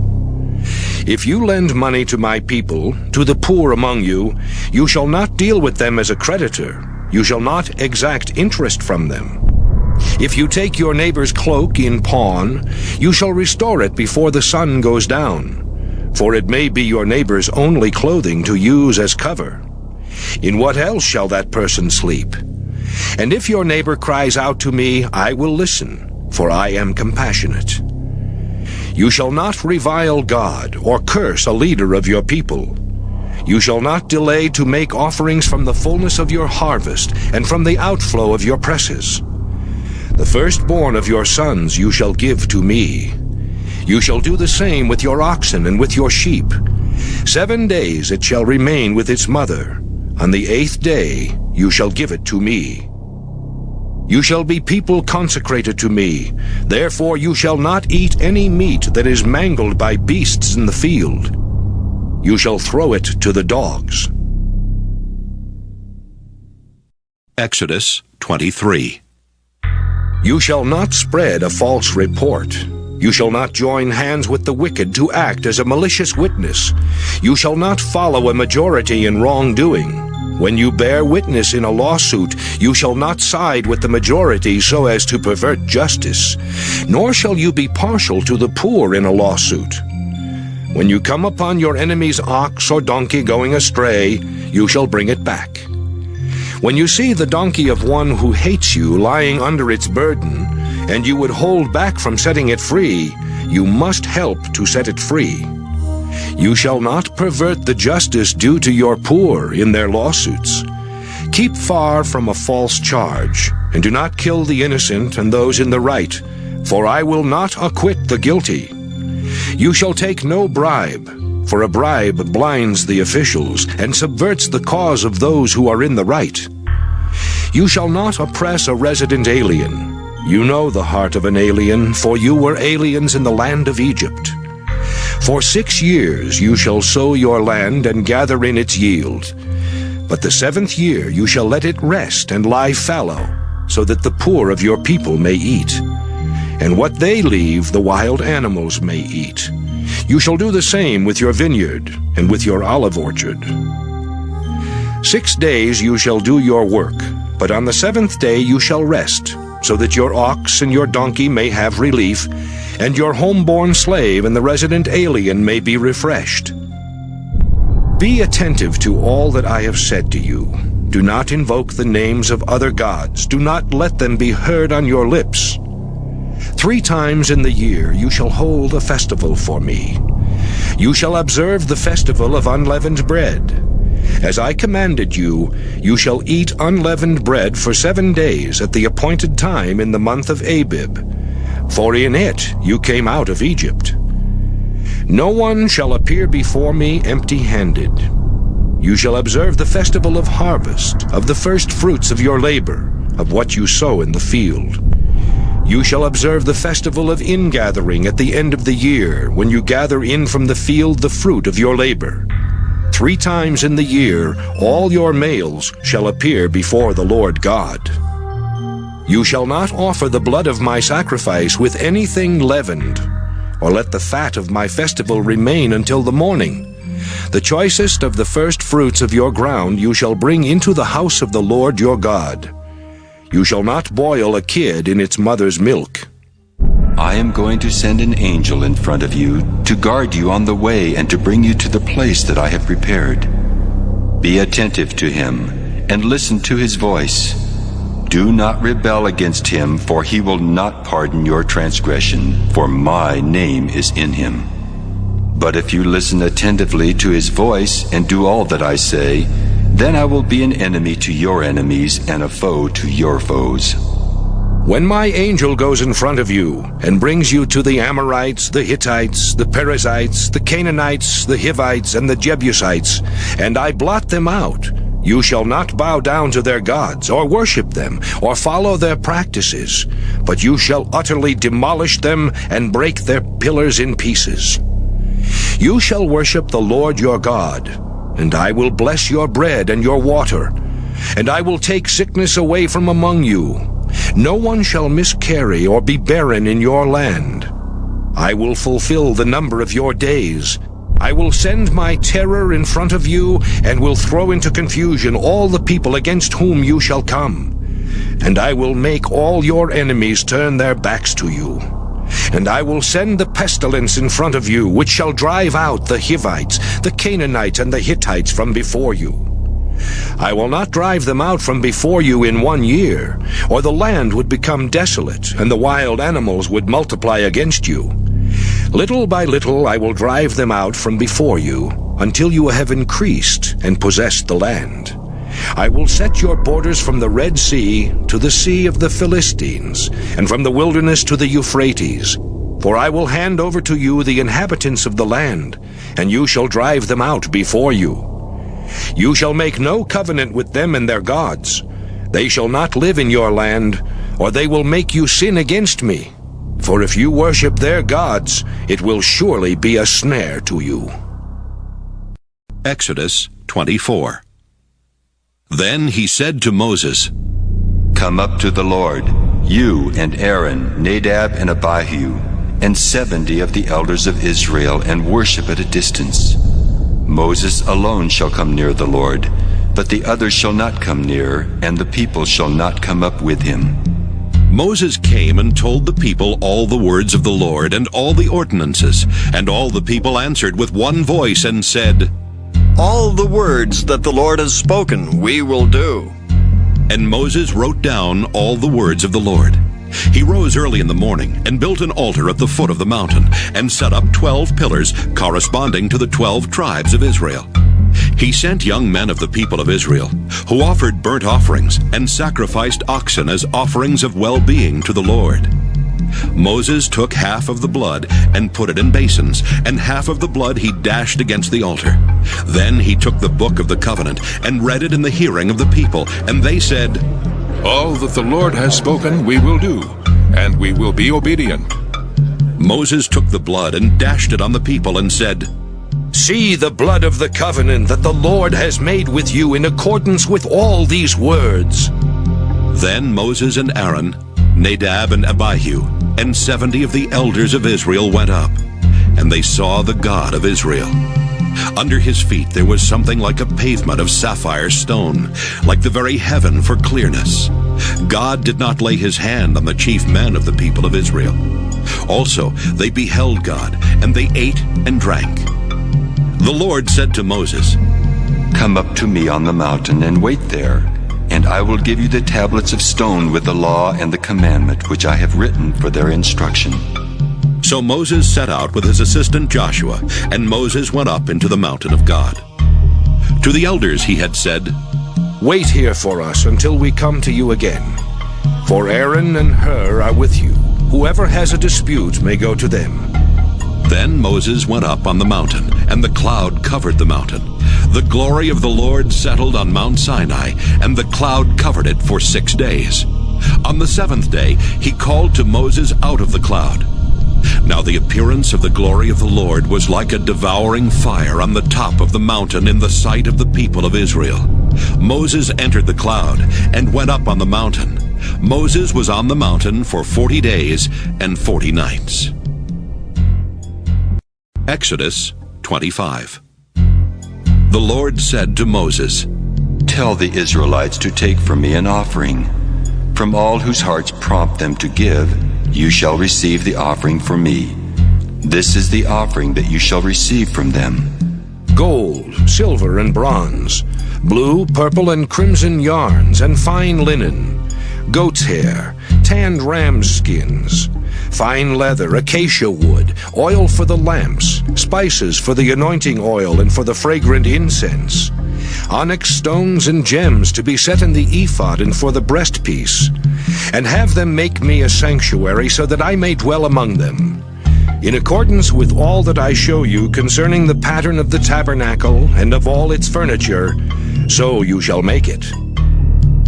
They shall make an ark of acacia wood. It shall be 2.5 cubits long, 1.5 cubits wide, and 1.5 cubits high. You shall overlay it with pure gold. Inside and outside you shall overlay it, and you shall make a molding of gold upon it all around. You shall cast 4 rings of gold for it, and put them on its 4 feet, 2 rings on the one side of it, and 2 rings on the other side. You shall make poles of acacia wood, and overlay them with gold. And you shall put the poles into the rings on the sides of the ark, by which to carry the ark. The poles shall remain in the rings of the ark. They shall not be taken from it. You shall put into the ark the covenant that I shall give you. Then you shall make a mercy seat of pure gold. 2 cubits and a half shall be its length, and 1 cubit and a half its width. You shall make 2 cherubim of gold. You shall make them of hammered work at the 2 ends of the mercy seat.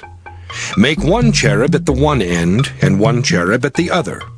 Of one piece with the mercy seat you shall make the cherubim at its 2 ends. The cherubim shall spread out their wings above, overshadowing the mercy seat with their wings. They shall face one to another. The faces of the cherubim shall be turned toward the mercy seat. You shall put the mercy seat on the top of the ark, and in the ark you shall put the covenant that I shall give you. There I will meet with you, and from above the mercy seat, from between the 2 cherubim that are on the ark of the covenant. I will deliver to you all my commands for the Israelites. You shall make a table of acacia wood, 2 cubits long, 1 cubit wide, and 1 cubit and a half high. You shall overlay it with pure gold, and make a molding of gold around it. You shall make around it a rim 1 handbreadth wide, and a molding of gold around the rim. You shall make for it 4 rings of gold, and fasten the rings to the 4 corners at its 4 legs. The rings that hold the poles used for carrying the table shall be close to the rim. You shall make the poles of acacia wood, and overlay them with gold, and the table shall be carried with these. You shall make its plates and dishes for incense, and its flagons and bowls with which to pour drink offerings. You shall make them of pure gold. And you shall set the bread of the presence on the table before me always. You shall make a lampstand of pure gold. The base and the shaft of the lampstand shall be made of hammered work. Its cups, its calyxes, and its petals shall be of one piece with it. And there shall be 6 branches going out of its sides, 3 branches of the lampstand out of one side of it, and 3 branches of the lampstand out of the other side of it. 3 cups shaped like almond blossoms, each with calyx and petals on one branch, and 3 cups shaped like almond blossoms, each with calyx and petals on the other branch. So for the 6 branches going out of the lampstand. On the lampstand itself there shall be 4 cups shaped like almond blossoms, each with its calyxes and petals.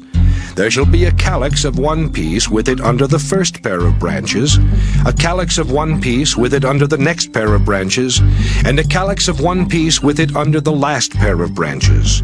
So for the 6 branches that go out of the lampstand. Their calyxes and their branches shall be of one piece with it, the whole of it one hammered piece of pure gold. You shall make the 7 lamps for it, and the lamps shall be set up so as to give light on the space in front of it. Its snuffers and trays shall be of pure gold. It and all these utensils shall be made from a talent of pure gold. And see that you make them according to the pattern for them, which is being shown you on the mountain. Exodus 26. Moreover, you shall make the tabernacle with 10 curtains of fine twisted linen and blue, purple, and crimson yarns. You shall make them with cherubim skillfully worked into them. The length of each curtain shall be 28 cubits, and the width of each curtain 4 cubits. All the curtains shall be of the same size. 5 curtains shall be joined to one another, and the other 5 curtains shall be joined to one another. You shall make loops of blue on the edge of the outermost curtain in the first set, and likewise you shall make loops on the edge of the outermost curtain in the second set. You shall make 50 loops on the one curtain, and you shall make 50 loops on the edge of the curtain that is in the second set. The loops shall be opposite one another. You shall make 50 clasps of gold, and join the curtains to one another with the clasps, so that the tabernacle may be one whole. You shall also make curtains of goat's hair for a tent over the tabernacle. You shall make 11 curtains. The length of each curtain shall be 30 cubits, and the width of each curtain 4 cubits. The 11 curtains shall be of the same size. You shall join 5 curtains by themselves, and 6 curtains by themselves. And the 6th curtain you shall double over at the front of the tent. You shall make 50 loops on the edge of the curtain that is outermost in one set, and 50 loops on the edge of the curtain that is outermost in the second set. You shall make 50 clasps of bronze, and put the clasps into the loops, and join the tent together, so that it may be one whole. The part that remains of the curtains of the tent, the half curtain that remains, shall hang over the back of the tabernacle. The cubit on the one side and the cubit on the other side of what remains in the length of the curtains of the tent shall hang over the sides of the tabernacle, on this side and that side, to cover it. You shall make for the tent a covering of tanned ram's skins and an outer covering of fine leather. You shall make upright frames of acacia wood for the tabernacle. 10 cubits shall be the length of a frame, and a cubit and a half the width of each frame. There shall be 2 pegs in each frame to fit the frames together. You shall make these for all the frames of the tabernacle. You shall make the frames for the tabernacle, 20 frames for the south side. And you shall make 40 bases of silver under the 20 frames, 2 bases under the first frame for its 2 pegs, and 2 bases under the next frame for its 2 pegs. And for the second side of the tabernacle, on the north side, 20 frames. And there 40 bases of silver, 2 bases under the first frame, and 2 bases under the next frame. And for the rear of the tabernacle westward, you shall make 6 frames. You shall make 2 frames for corners of the tabernacle in the rear. They shall be separate beneath, but joined at the top, at the first ring. It shall be the same with both of them. They shall form the 2 corners. And so there shall be 8 frames with their bases of silver, 16 bases, 2 bases under the first frame, and 2 bases under the next frame. You shall make bars of acacia wood, 5 for the frames of the one side of the tabernacle, and 5 bars for the frames of the other side of the tabernacle, and 5 bars for the frames of the side of the tabernacle at the rear westward. The middle bar, halfway up the frames, shall pass through from end to end. You shall overlay the frames with gold, and shall make their rings of gold to hold the bars, and you shall overlay the bars with gold. Then you shall erect the tabernacle according to the plan for it that you were shown on the mountain. You shall make a curtain of blue, purple, and crimson yarns and of fine twisted linen. It shall be made with cherubim skillfully worked into it. You shall hang it on 4 pillars of acacia overlaid with gold, which have hooks of gold, and rest on 4 bases of silver. You shall hang the curtain under the clasps, and bring the Ark of the Covenant in there within the curtain. And the curtain shall separate for you the holy place from the most holy. You shall put the mercy seat on the Ark of the Covenant in the most holy place.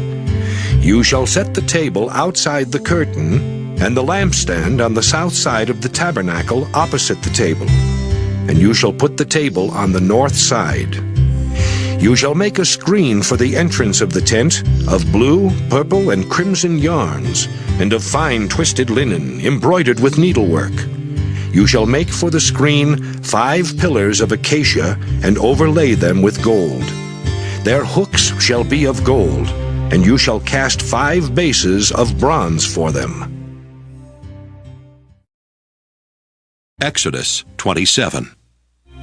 You shall make the altar of acacia wood, 5 cubits long and 5 cubits wide. The altar shall be square, and it shall be 3 cubits high. You shall make horns for it on its 4 corners. Its horns shall be of one piece with it, and you shall overlay it with bronze. You shall make pots for it to receive its ashes, and shovels and basins and forks and firepans. You shall make all its utensils of bronze. You shall also make for it a grating, a network of bronze. And on the net you shall make 4 bronze rings at its 4 corners. You shall set it under the ledge of the altar, so that the net shall extend halfway down the altar. You shall make poles for the altar, poles of acacia wood, and overlay them with bronze. The poles shall be put through the rings, so that the pole shall be on the 2 sides of the altar when it is carried. You shall make it hollow with boards. They shall be made just as you were shown on the mountain. You shall make the court of the tabernacle. On the south side, the court shall have hangings of fine twisted linen 100 cubits long for that side. Its 20 pillars and their 20 bases shall be of bronze, but the hooks of the pillars and their bands shall be of silver. Likewise, for its length on the north side there shall be hangings 100 cubits long. Their pillars 20 and their bases 20 of bronze, but the hooks of the pillars and their bands shall be of silver. For the width of the court on the west side there shall be 50 cubits of hangings, with 10 pillars and 10 bases. The width of the court on the front to the east shall be 50 cubits. There shall be 15 cubits of hangings on the one side, with 3 pillars and 3 bases. There shall be 15 cubits of hangings on the other side, with 3 pillars and 3 bases. For the gate of the court there shall be a screen 20 cubits long, of blue, purple, and crimson yarns, and of fine twisted linen, embroidered with needlework. It shall have 4 pillars, and with them 4 bases. All the pillars around the court shall be banded with silver. Their hooks shall be of silver, and their bases of bronze. The length of the court shall be 100 cubits, the width 50, and the height 5 cubits, with hangings of fine twisted linen and bases of bronze. All the utensils of the tabernacle for every use, and all its pegs and all the pegs of the court, shall be of bronze. You shall further command the Israelites to bring you pure oil of beaten olives for the light, so that a lamp may be set up to burn regularly. In the tent of meeting, outside the curtain that is before the covenant, Aaron and his sons shall tend it from evening to morning before the Lord. It shall be a perpetual ordinance to be observed throughout their generations by the Israelites. Exodus 28. Then bring near to you your brother Aaron and his sons with him from among the Israelites to serve me as priests. Aaron and Aaron's sons, Nadab and Abihu, Eleazar and Ithamar. You shall make sacred vestments for the glorious adornment of your brother Aaron, and you shall speak to all who have ability, whom I have endowed with skill, that they make Aaron's vestments to consecrate him for my priesthood. These are the vestments that they shall make: a breastpiece, an ephod, a robe, a checkered tunic, a turban, and a sash. When they make these sacred vestments for your brother Aaron and his sons to serve me as priests, they shall use gold, blue, purple, and crimson yarns, and fine linen. They shall make the ephod of gold, of blue, purple, and crimson yarns, and of fine twisted linen skillfully worked. It shall have 2 shoulder pieces attached to its 2 edges, so that it may be joined together. The decorated band on it shall be of the same workmanship and materials, of gold, of blue, purple, and crimson yarns, and of fine twisted linen. You shall take 2 onyx stones, and engrave on them the names of the sons of Israel. 6 of their names on the one stone, and the names of the remaining 6 on the other stone, in the order of their birth. As a gem cutter engraves signets, so you shall engrave the 2 stones with the names of the sons of Israel. You shall mount them in settings of gold filigree. You shall set the 2 stones on the shoulder pieces of the ephod, as stones of remembrance for the sons of Israel. And Aaron shall bear their names before the Lord on his 2 shoulders for remembrance. You shall make settings of gold filigree, and 2 chains of pure gold twisted like cords, and you shall attach the corded chains to the settings. You shall make a breastpiece of judgment in skilled work. You shall make it in the style of the ephod, of gold, of blue, and purple, and crimson yarns, and of fine twisted linen you shall make it. It shall be square and doubled, a span in length and a span in width.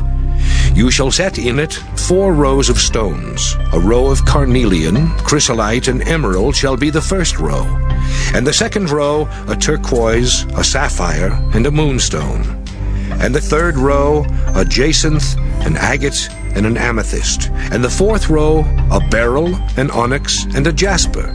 They shall be set in gold filigree. There shall be 12 stones with names corresponding to the names of the sons of Israel. They shall be like signets, each engraved with its name for the 12 tribes. You shall make for the breastpiece chains of pure gold, twisted like cords. And you shall make for the breastpiece 2 rings of gold, and put the 2 rings on the 2 edges of the breastpiece. You shall put the 2 cords of gold in the 2 rings at the edges of the breastpiece. The 2 ends of the 2 cords you shall attach to the 2 settings, and so attach it in front to the shoulder pieces of the ephod. You shall make 2 rings of gold, and put them at the 2 ends of the breastpiece, on its inside edge next to the ephod. You shall make 2 rings of gold, and attach them in front to the lower part of the 2 shoulder pieces of the ephod, at its joining above the decorated band of the ephod. The breastpiece shall be bound by its rings to the rings of the ephod with a blue cord, so that it may lie on the decorated band of the ephod, and so that the breastpiece shall not come loose from the ephod.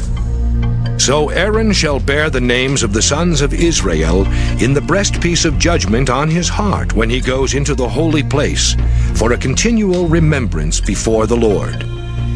In the breastpiece of judgment you shall put the Urim and the Thummim, and they shall be on Aaron's heart when he goes in before the Lord.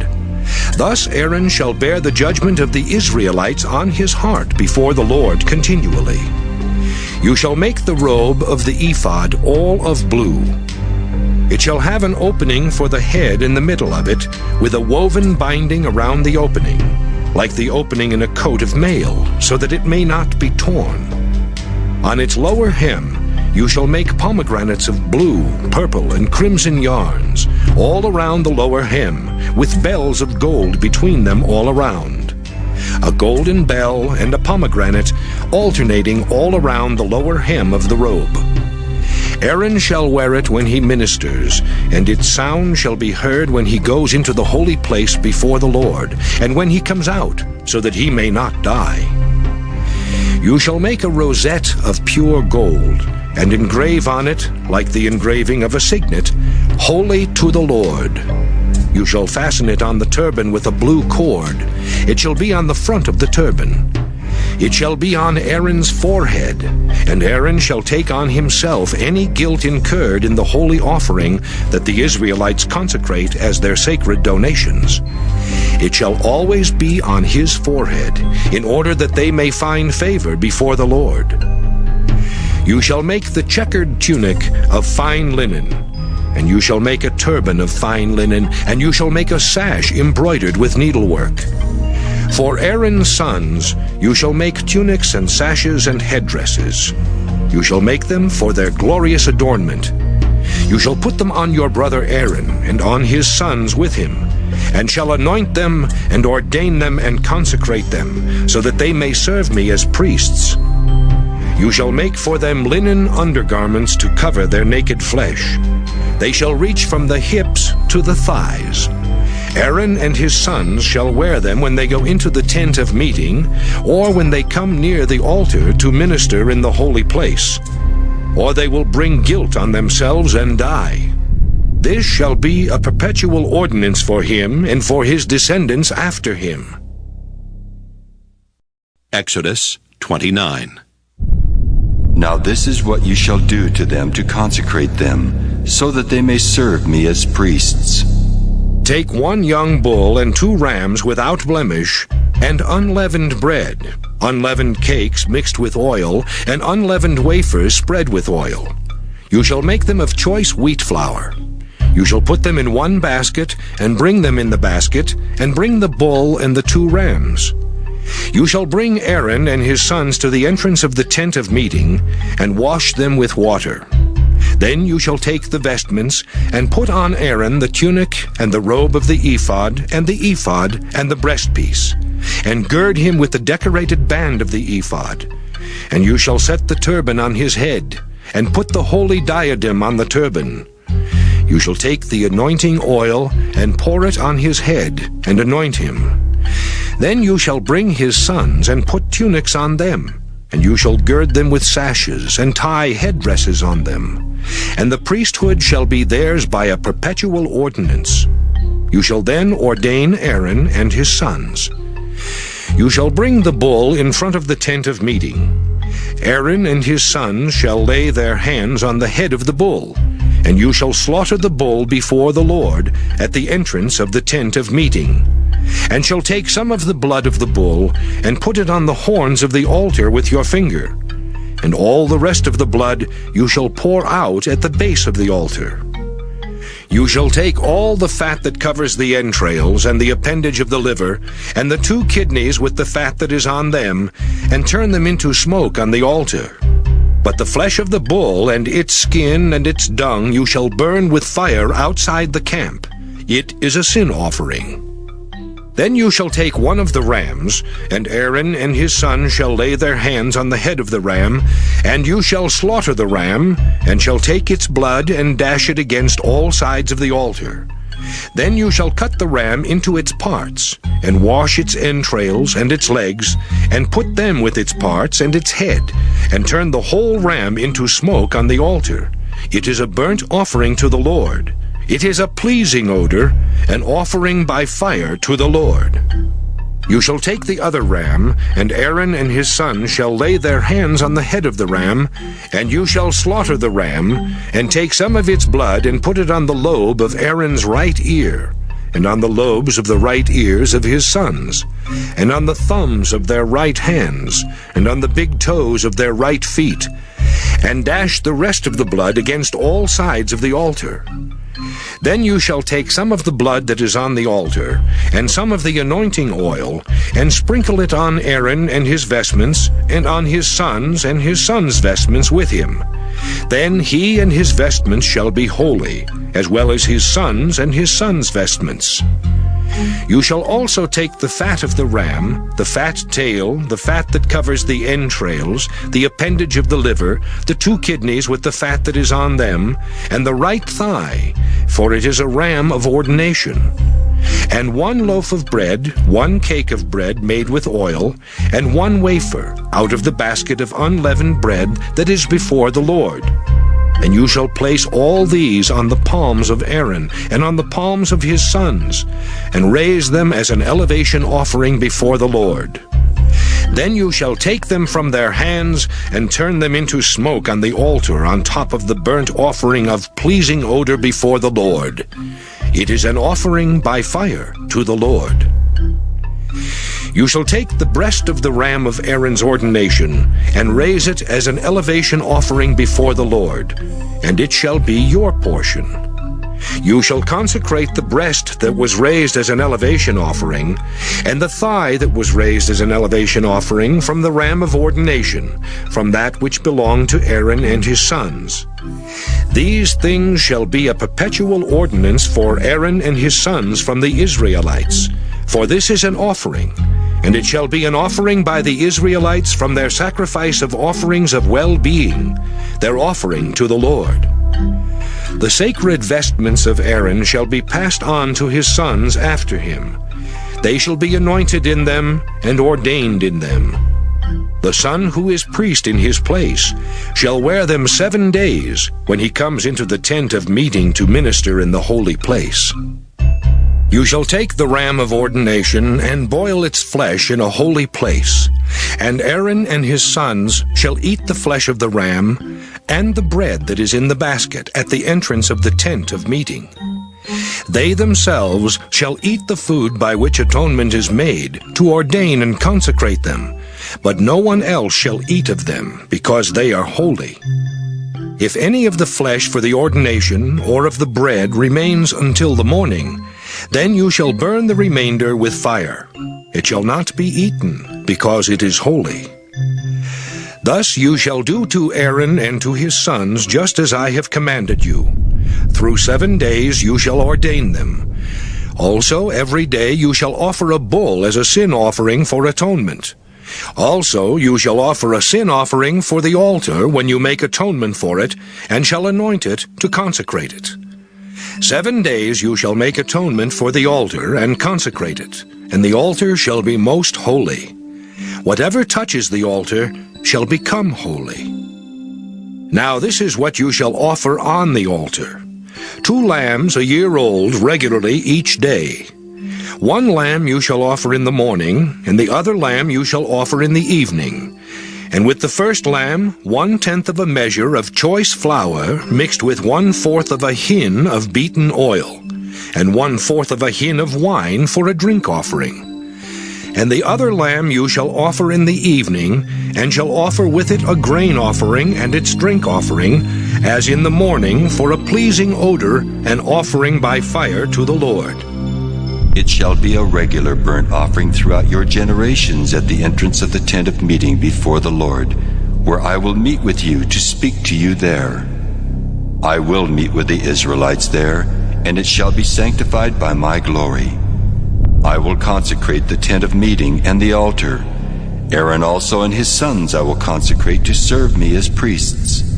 I will dwell among the Israelites, and I will be their God. And they shall know that I am the Lord their God, who brought them out of the land of Egypt, that I might dwell among them. I am the Lord their God. Exodus 30. You shall make an altar on which to offer incense. You shall make it of acacia wood. It shall be 1 cubit long and 1 cubit wide. It shall be square and shall be 2 cubits high. Its horns shall be of 1 piece with it. You shall overlay it with pure gold, its top and its sides all around, and its horns. And you shall make for it a molding of gold all around. And you shall make 2 golden rings for it. Under its molding, on 2 opposite sides of it, you shall make them, and they shall hold the poles with which to carry it. You shall make the poles of acacia wood, and overlay them with gold. You shall place it in front of the curtain that is above the Ark of the Covenant, in front of the mercy seat that is over the covenant, where I will meet with you. Aaron shall offer fragrant incense on it. Every morning when he dresses the lamps, he shall offer it. And when Aaron sets up the lamps in the evening, he shall offer it, a regular incense offering before the Lord throughout your generations. You shall not offer unholy incense on it, or a burnt offering or a grain offering, and you shall not pour a drink offering on it. Once a year Aaron shall perform the rite of atonement on its horns. Throughout your generations he shall perform the atonement for it once a year with the blood of the atoning sin offering. It is most holy to the Lord. The Lord spoke to Moses. When you take a census of the Israelites to register them, at registration all of them shall give a ransom for their lives to the Lord, so that no plague may come upon them for being registered. This is what each one who is registered shall give: half a shekel according to the shekel of the sanctuary. The shekel is 20 gerahs. Half a shekel is an offering to the Lord. Each one who is registered, from 20 years old and upward, shall give the Lord's offering. The rich shall not give more, and the poor shall not give less than the half shekel, when you bring this offering to the Lord to make atonement for your lives. You shall take the atonement money from the Israelites, and shall designate it for the service of the tent of meeting. Before the Lord it will be a reminder to the Israelites of the ransom given for your lives. The Lord spoke to Moses. You shall make a bronze basin with a bronze stand for washing. You shall put it between the tent of meeting and the altar, and you shall put water in it. With the water Aaron and his sons shall wash their hands and their feet. When they go into the tent of meeting, or when they come near the altar to minister, to make an offering by fire to the Lord, they shall wash with water, so that they may not die. They shall wash their hands and their feet, so that they may not die. It shall be a perpetual ordinance for them, for him and for his descendants throughout their generations. The Lord spoke to Moses. Take the finest spices, of liquid myrrh 500 shekels, and of sweet-smelling cinnamon half as much, that is 250, and 250 of aromatic cane, and 500 of cassia, measured by the sanctuary shekel, and a hin of olive oil. And you shall make of these a sacred anointing oil, blended as by the perfumer. It shall be a holy anointing oil. With it you shall anoint the tent of meeting, and the ark of the covenant, and the table and all its utensils, and the lampstand and its utensils, and the altar of incense, and the altar of burnt offering with all its utensils, and the basin with its stand. You shall consecrate them, so that they may be most holy. Whatever touches them will become holy.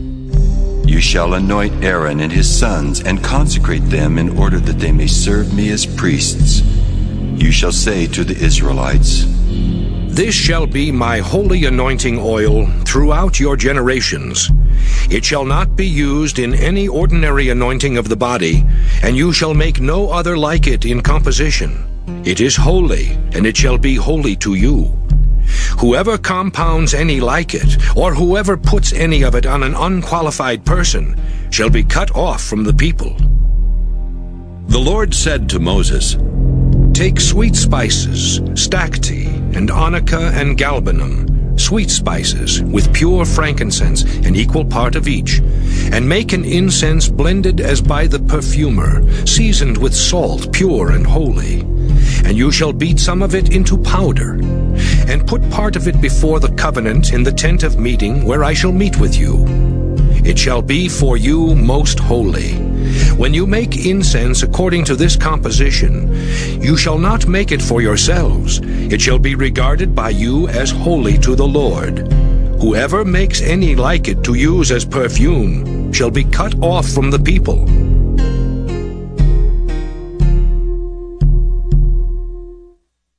Exodus 31.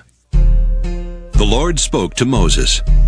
See, I have called by name Bezalel, son of Uri, son of Hur, of the tribe of Judah.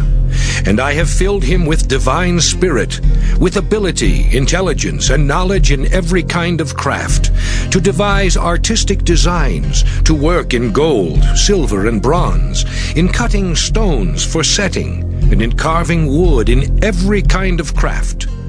Moreover, I have appointed with him Oholiab, son of Ahisamach, of the tribe of Dan. And I have given skill to all the skillful, so that they may make all that I have commanded you, the tent of meeting, and the ark of the covenant, and the mercy seat that is on it, and all the furnishings of the tent, the table and its utensils, and the pure lampstand with all its utensils, and the altar of incense, and the altar of burnt offering with all its utensils, and the basin with its stand, and the finely worked vestments, the holy vestments for the priest Aaron, and the vestments of his sons for their service as priests, and the anointing oil and the fragrant incense for the holy place. They shall do just as I have commanded you. The Lord said to Moses, You yourself are to speak to the Israelites. You shall keep my Sabbaths, for this is a sign between me and you throughout your generations, given in order that you may know that I, the Lord, sanctify you.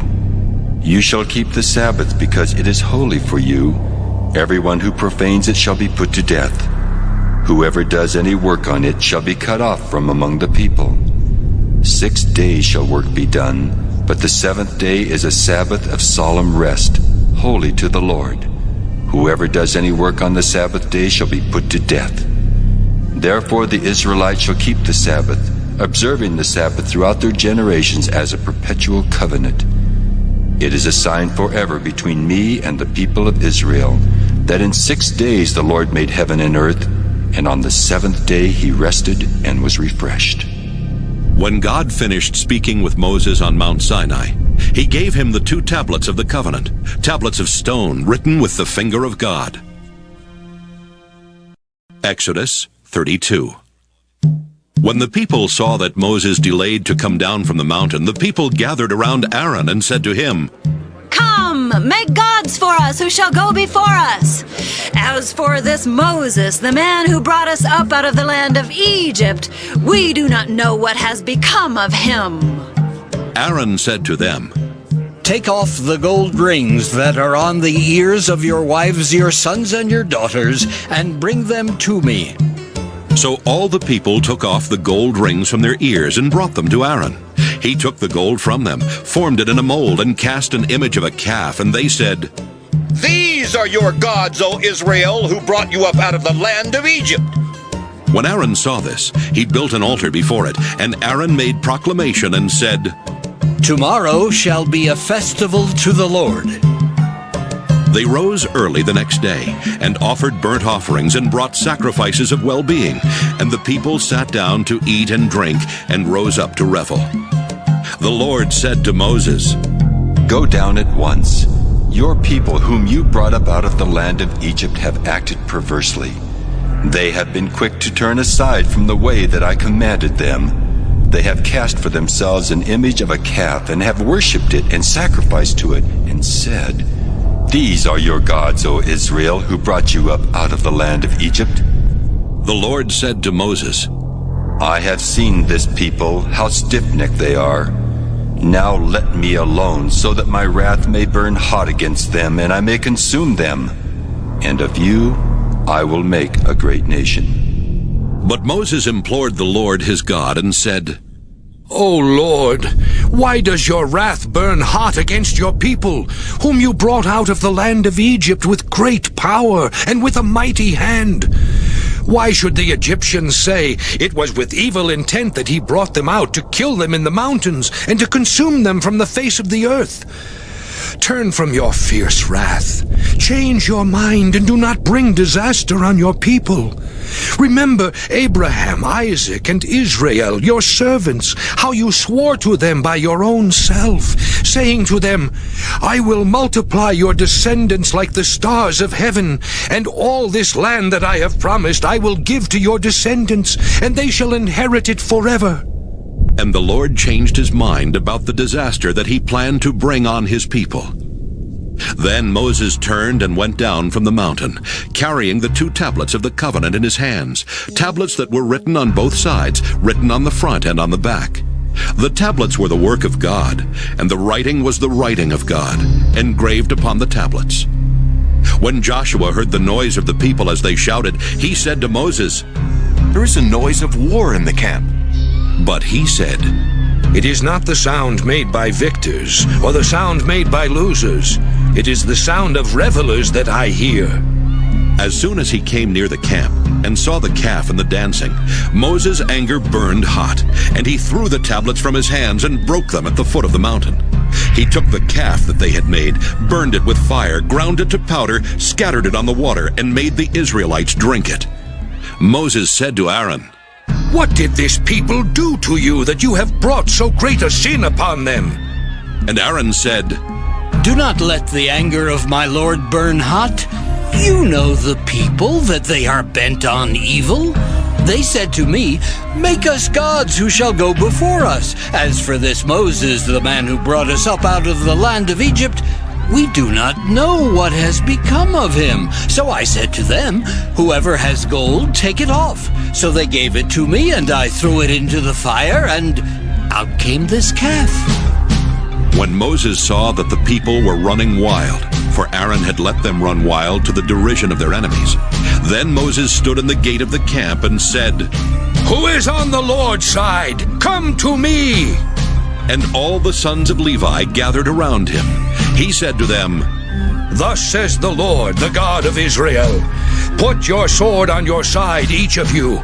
Go back and forth from gate to gate throughout the camp, and each of you kill your brother, your friend, and your neighbor. The sons of Levi did as Moses commanded, and about 3,000 of the people fell on that day.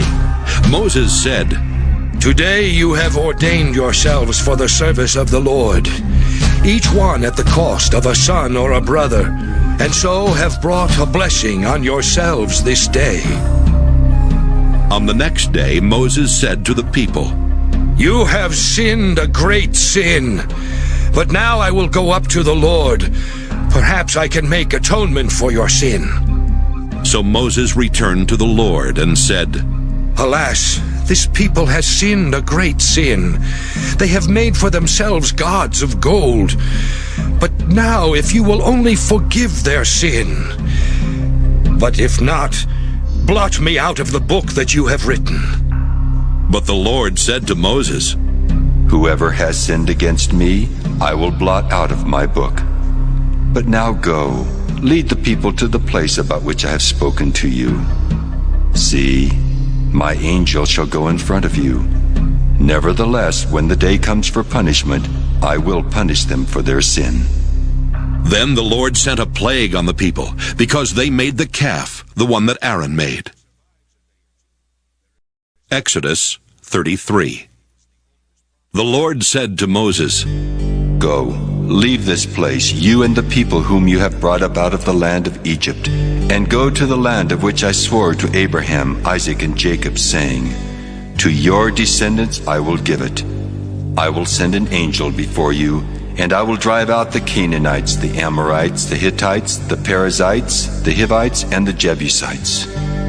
Go up to a land flowing with milk and honey, but I will not go up among you, or I would consume you on the way, for you are a stiff-necked people. When the people heard these harsh words, they mourned, and no one put on ornaments, for the Lord had said to Moses, Say to the Israelites, You are a stiff-necked people. If for a single moment I should go up among you, I would consume you. So now take off your ornaments, and I will decide what to do to you. Therefore the Israelites stripped themselves of their ornaments from Mount Horeb onward. Now Moses used to take the tent and pitch it outside the camp, far off from the camp. He called it the tent of meeting. And everyone who sought the Lord would go out to the tent of meeting, which was outside the camp. Whenever Moses went out to the tent, all the people would rise and stand, each of them at the entrance of their tents, and watch Moses until he had gone into the tent. When Moses entered the tent, the pillar of cloud would descend and stand at the entrance of the tent, and the Lord would speak with Moses. When all the people saw the pillar of cloud standing at the entrance of the tent, all the people would rise and bow down, all of them at the entrance of their tent. Thus the Lord used to speak to Moses face to face, as one speaks to a friend. Then he would return to the camp, but his young assistant Joshua, son of Nun, would not leave the tent. Moses said to the Lord, See, you have said to me, Bring up this people.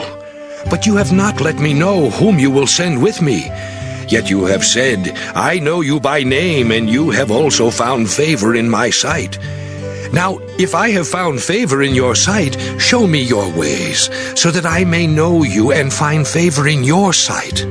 Consider, too, that this nation is your people. He said, My presence will go with you, and I will give you rest. And he said to him, If your presence will not go, do not carry us up from here.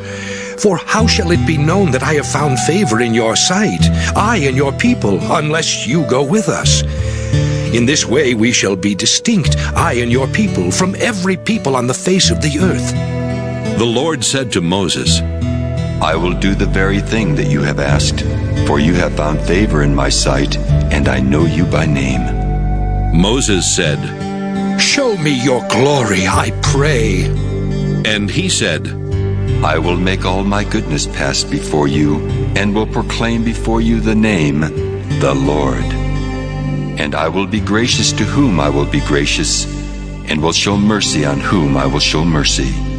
But, he said, you cannot see my face, for no one shall see me and live. And the Lord continued, See, there is a place by me where you shall stand on the rock, And while my glory passes by, I will put you in a cleft of the rock, and I will cover you with my hand until I have passed by. Then I will take away my hand, and you shall see my back, but my face shall not be seen. Exodus 34. The Lord said to Moses, Cut 2 tablets of stone like the former ones, and I will write on the tablets the words that were on the former tablets which you broke. Be ready in the morning, and come up in the morning to Mount Sinai, and present yourself there to me on the top of the mountain. No one shall come up with you, and do not let anyone be seen throughout all the mountain. And do not let flocks or herds graze in front of that mountain. So Moses cut 2 tablets of stone like the former ones, and he rose early in the morning and went up on Mount Sinai, as the Lord had commanded him, and took in his hand the 2 tablets of stone. The Lord descended in the cloud and stood with him there, and proclaimed the name, The Lord. The Lord passed before him and proclaimed, The Lord, a God merciful and gracious, slow to anger, and abounding in steadfast love and faithfulness, keeping steadfast love for the 1000th generation, forgiving iniquity and transgression and sin, yet by no means clearing the guilty, but visiting the iniquity of the parents upon the children, and the children's children, to the 3rd and the 4th generation.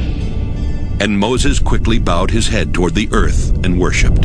He said, If now I have found favor in your sight, O Lord, I pray let the Lord go with us. Although this is a stiff-necked people, pardon our iniquity and our sin, and take us for your inheritance. He said, I hereby make a covenant. Before all your people I will perform marvels, such as have not been performed in all the earth, or in any nation. And all the people among whom you live shall see the work of the Lord, for it is an awesome thing that I will do with you. Observe what I command you today. See, I will drive out before you the Amorites, the Canaanites, the Hittites, the Perizzites, the Hivites, and the Jebusites. Take care not to make a covenant with the inhabitants of the land to which you are going, or it will become a snare among you. You shall tear down their altars, break their pillars, and cut down their sacred poles. For you shall worship no other God, because the Lord, whose name is jealous, is a jealous God. You shall not make a covenant with the inhabitants of the land, for when they prostitute themselves to their gods and sacrifice to their gods, someone among them will invite you, and you will eat of the sacrifice. And you will take wives from among their daughters for your sons, and their daughters who prostitute themselves to their gods will make your sons also prostitute themselves to their gods. You shall not make cast idols. You shall keep the festival of unleavened bread. 7 days you shall eat unleavened bread, as I commanded you, at the time appointed in the month of Abib. For in the month of Abib you came out from Egypt. All that first opens the womb is mine. All your male livestock, the firstborn of cow and sheep, the firstborn of a donkey you shall redeem with a lamb. Or if you will not redeem it, you shall break its neck. All the firstborn of your sons you shall redeem. No one shall appear before me empty-handed. 6 days you shall work, but on the 7th day you shall rest. Even in plowing time and in harvest time you shall rest. You shall observe the festival of weeks, the first fruits of wheat harvest, and the festival of ingathering at the turn of the year. 3 times in the year all your males shall appear before the Lord God, the God of Israel. For I will cast out nations before you and enlarge your borders. No one shall covet your land when you go up to appear before the Lord your God 3 times in the year. You shall not offer the blood of my sacrifice with leaven, and the sacrifice of the festival of the Passover shall not be left until the morning. The best of the first fruits of your ground you shall bring to the house of the Lord your God. You shall not boil a kid in its mother's milk. The Lord said to Moses, Write these words. In accordance with these words I have made a covenant with you and with Israel. He was there with the Lord 40 days and 40 nights. He neither ate bread nor drank water. And he wrote on the tablets the words of the covenant, the 10 Commandments. Moses came down from Mount Sinai. As he came down from the mountain with the 2 tablets of the covenant in his hand, Moses did not know that the skin of his face shone because he had been talking with God. When Aaron and all the Israelites saw Moses, the skin of his face was shining, and they were afraid to come near him. But Moses called to them, and Aaron and all the leaders of the congregation returned to him, and Moses spoke with them. Afterward, all the Israelites came near, and he gave them in commandment all that the Lord had spoken with him on Mount Sinai. When Moses had finished speaking with them, he put a veil on his face. But whenever Moses went in before the Lord to speak with him, he would take the veil off until he came out. And when he came out and told the Israelites what he had been commanded, the Israelites would see the face of Moses, that the skin of his face was shining, and Moses would put the veil on his face again until he went in to speak with him. Exodus 35. Moses assembled all the congregation of the Israelites and said to them, These are the things that the Lord has commanded you to do. 6 days shall work be done, but on the 7th day you shall have a holy Sabbath of solemn rest to the Lord. Whoever does any work on it shall be put to death. You shall kindle no fire in all your dwellings on the Sabbath day. Moses said to all the congregation of the Israelites, This is the thing that the Lord has commanded. Take from among you an offering to the Lord. Let whoever is of a generous heart bring the Lord's offering, gold, silver, and bronze, blue, purple, and crimson yarns, and fine linen, goat's hair, tanned ram's skins, and fine leather, acacia wood, oil for the light, spices for the anointing oil and for the fragrant incense, and onyx stones and gems to be set in the ephod and the breastpiece. All who are skillful among you shall come and make all that the Lord has commanded. The tabernacle, its tent and its covering, its clasps and its frames, its bars, its pillars and its bases, the ark with its poles, the mercy seat and the curtain for the screen, the table with its poles and all its utensils, and the bread of the presence. The lampstand also for the light, with its utensils and its lamps, and the oil for the light, and the altar of incense with its poles, and the anointing oil and the fragrant incense, and the screen for the entrance of the tabernacle, the altar of burnt offering with its grating of bronze, its poles, and all its utensils, the basin with its stand, the hangings of the court, its pillars and its bases, and the screen for the gate of the court, the pegs of the tabernacle and the pegs of the court, and their cords, the finely worked vestments for ministering in the holy place, the holy vestments for the priest Aaron, and the vestments of his sons for their service as priests. Then all the congregation of the Israelites withdrew from the presence of Moses. And they came, everyone whose heart was stirred, and everyone whose spirit was willing, and brought the Lord's offering to be used for the tent of meeting, and for all its service, and for the sacred vestments. So they came, both men and women. All who were of a willing heart brought brooches and earrings and signet rings and pendants, all sorts of gold objects, everyone bringing an offering of gold to the Lord. And everyone who possessed blue or purple or crimson yarn, or fine linen, or goat's hair, or tanned ram skins, or fine leather brought them. Everyone who could make an offering of silver or bronze brought it as the Lord's offering. And everyone who possessed acacia wood of any use in the work brought it.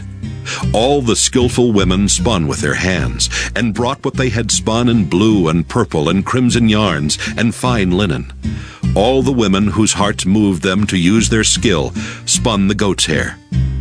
And the leaders brought onyx stones and gems to be set in the ephod and the breastpiece, and spices and oil for the light and for the anointing oil and for the fragrant incense. All the Israelite men and women whose hearts made them willing to bring anything for the work that the Lord had commanded by Moses to be done, brought it as a freewill offering to the Lord. Then Moses said to the Israelites, See, the Lord has called by name Bezalel, son of Uri, son of Hur, of the tribe of Judah. He has filled him with divine spirit, with skill, intelligence, and knowledge in every kind of craft, to devise artistic designs, to work in gold, silver, and bronze, in cutting stones for setting, and in carving wood in every kind of craft. And he has inspired him to teach, both him and Aholiab, son of Ahisamach of the tribe of Dan. He has filled them with skill to do every kind of work done by an artisan, or by a designer, or by an embroiderer in blue, purple, and crimson yarns, and in fine linen, or by a weaver, by any sort of artisan or skilled designer. Exodus 36. Bezalel and Aholiab and every skillful one to whom the Lord has given skill and understanding to know how to do any work in the construction of the sanctuary shall work in accordance with all that the Lord has commanded. Moses then called Bezalel and Aholiab, and every skillful one to whom the Lord had given skill, every one whose heart was stirred to come to do the work. And they received from Moses all the freewill offerings that the Israelites had brought for doing the work on the sanctuary. They still kept bringing him freewill offerings every morning, so that all the artisans who were doing every sort of task on the sanctuary came, each from the task being performed, and said to Moses, "The people are bringing much more than enough for doing the work that the Lord has commanded us to do." So Moses gave command, and word was proclaimed throughout the camp. No man or woman is to make anything else as an offering for the sanctuary. So the people were restrained from bringing, for what they had already brought was more than enough to do all the work. All those with skill among the workers made the tabernacle with 10 curtains. They were made of fine twisted linen, and blue, purple, and crimson yarns, with cherubim skillfully worked into them. The length of each curtain was 28 cubits, and the width of each curtain 4 cubits. All the curtains were of the same size.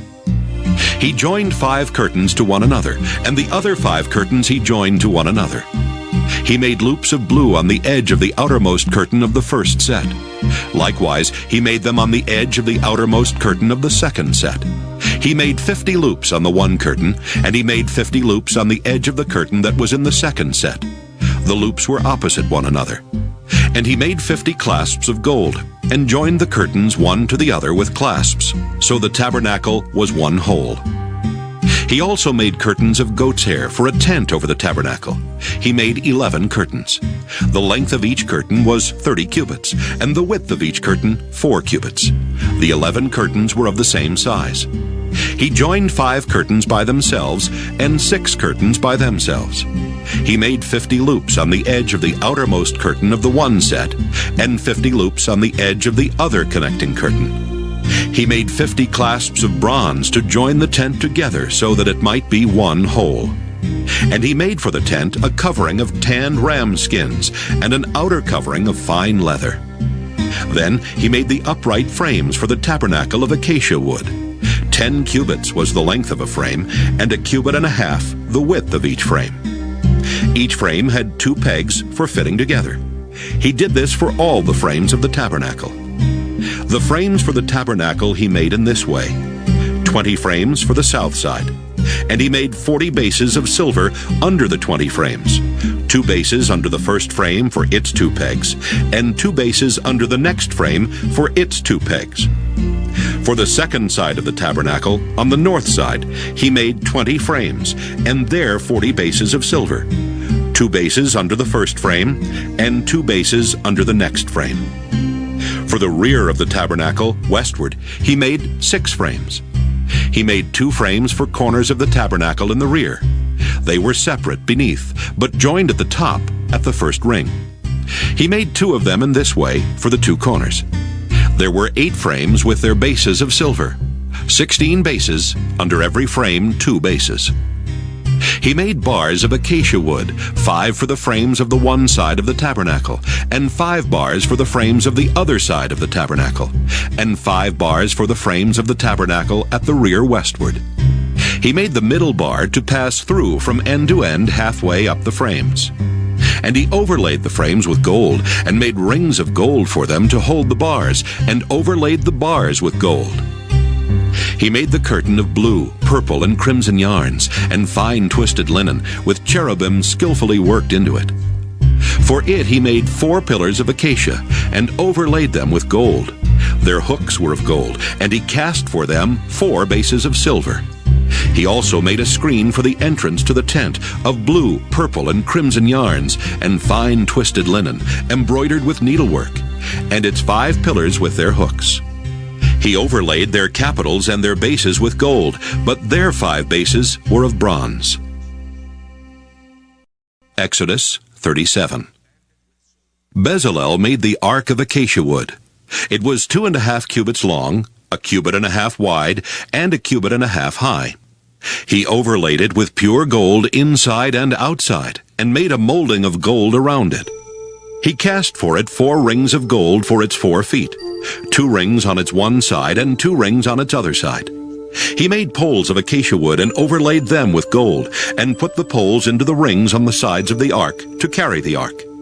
He made a mercy seat of pure gold. 2.5 cubits was its length, and 1.5 cubits its width.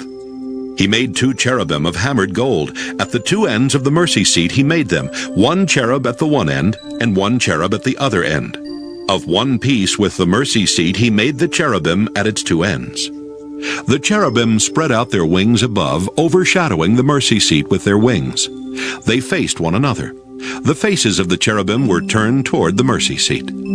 He also made the table of acacia wood, 2 cubits long, 1 cubit wide, and 1.5 cubits high. He overlaid it with pure gold, and made a molding of gold around it. He made around it a rim, a handbreadth wide, and made a molding of gold around the rim. He cast for it 4 rings of gold, and fastened the rings to the 4 corners at its 4 legs. The rings that held the poles used for carrying the table were close to the rim. He made the poles of acacia wood to carry the table, and overlaid them with gold. And he made the vessels of pure gold that were to be on the table, its plates and dishes for incense, and its bowls and flagons with which to pour drink offerings. He also made the lampstand of pure gold. The base and the shaft of the lampstand were made of hammered work. Its cups, its calyxes, and its petals were of one piece with it. There were 6 branches going out of its sides, 3 branches of the lampstand out of one side of it, and 3 branches of the lampstand out of the other side of it. 3 cups shaped like almond blossoms, each with calyx and petals on one branch, and 3 cups shaped like almond blossoms, each with calyx and petals on the other branch. So for the 6 branches going out of the lampstand. On the lampstand itself, there were 4 cups shaped like almond blossoms, each with its calyxes and petals. There was a calyx of one piece with it under the first pair of branches, a calyx of one piece with it under the next pair of branches, and a calyx of one piece with it under the last pair of branches. Their calyxes and their branches were of one piece with it, the whole of it one hammered piece of pure gold. He made it 7 lamps, and its snuffers, and its trays of pure gold. He made it and all its utensils of a talent of pure gold. He made the altar of incense of acacia wood, 1 cubit long and 1 cubit wide. It was square and was 2 cubits high. Its horns were of one piece with it. He overlaid it with pure gold, its top and its sides all around, and its horns. And he made for it a molding of gold all around, and made 2 golden rings for it under its molding, on 2 opposite sides of it, to hold the poles with which to carry it. And he made the poles of acacia wood, and overlaid them with gold. He made the holy anointing oil also, and the pure fragrant incense blended as by the perfumer. Exodus 38. He made the altar of burnt offering also of acacia wood. It was 5 cubits long and 5 cubits wide. It was square and 3 cubits high. He made horns for it on its 4 corners. Its horns were of one piece with it, and he overlaid it with bronze. He made all the utensils of the altar, the pots, the shovels, the basins, the forks, and the fire pans. All its utensils he made of bronze. He made for the altar a grating, a network of bronze under its ledge extending halfway down. He cast 4 rings on the 4 corners of the bronze grating to hold the poles. He made the poles of acacia wood and overlaid them with bronze. And he put the poles through the rings on the sides of the altar to carry it with him. He made it hollow with boards. He made the basin of bronze with its stand of bronze from the mirrors of the women who served at the entrance to the tent of meeting. He made the court. For the south side, the hangings of the court were of fine twisted linen, 100 cubits long. Its 20 pillars and their 20 bases were of bronze, but the hooks of the pillars and their bands were of silver. For the north side, there were hangings 100 cubits long. Its 20 pillars and their 20 bases were of bronze, but the hooks of the pillars and their bands were of silver. For the west side, there were hangings 50 cubits long, with 10 pillars and 10 bases. The hooks of the pillars and their bands were of silver. And for the front to the east, 50 cubits. The hangings for one side of the gate were 15 cubits, with 3 pillars and 3 bases. And so for the other side, on each side of the gate of the court were hangings of 15 cubits, with 3 pillars and 3 bases. All the hangings around the court were of fine twisted linen.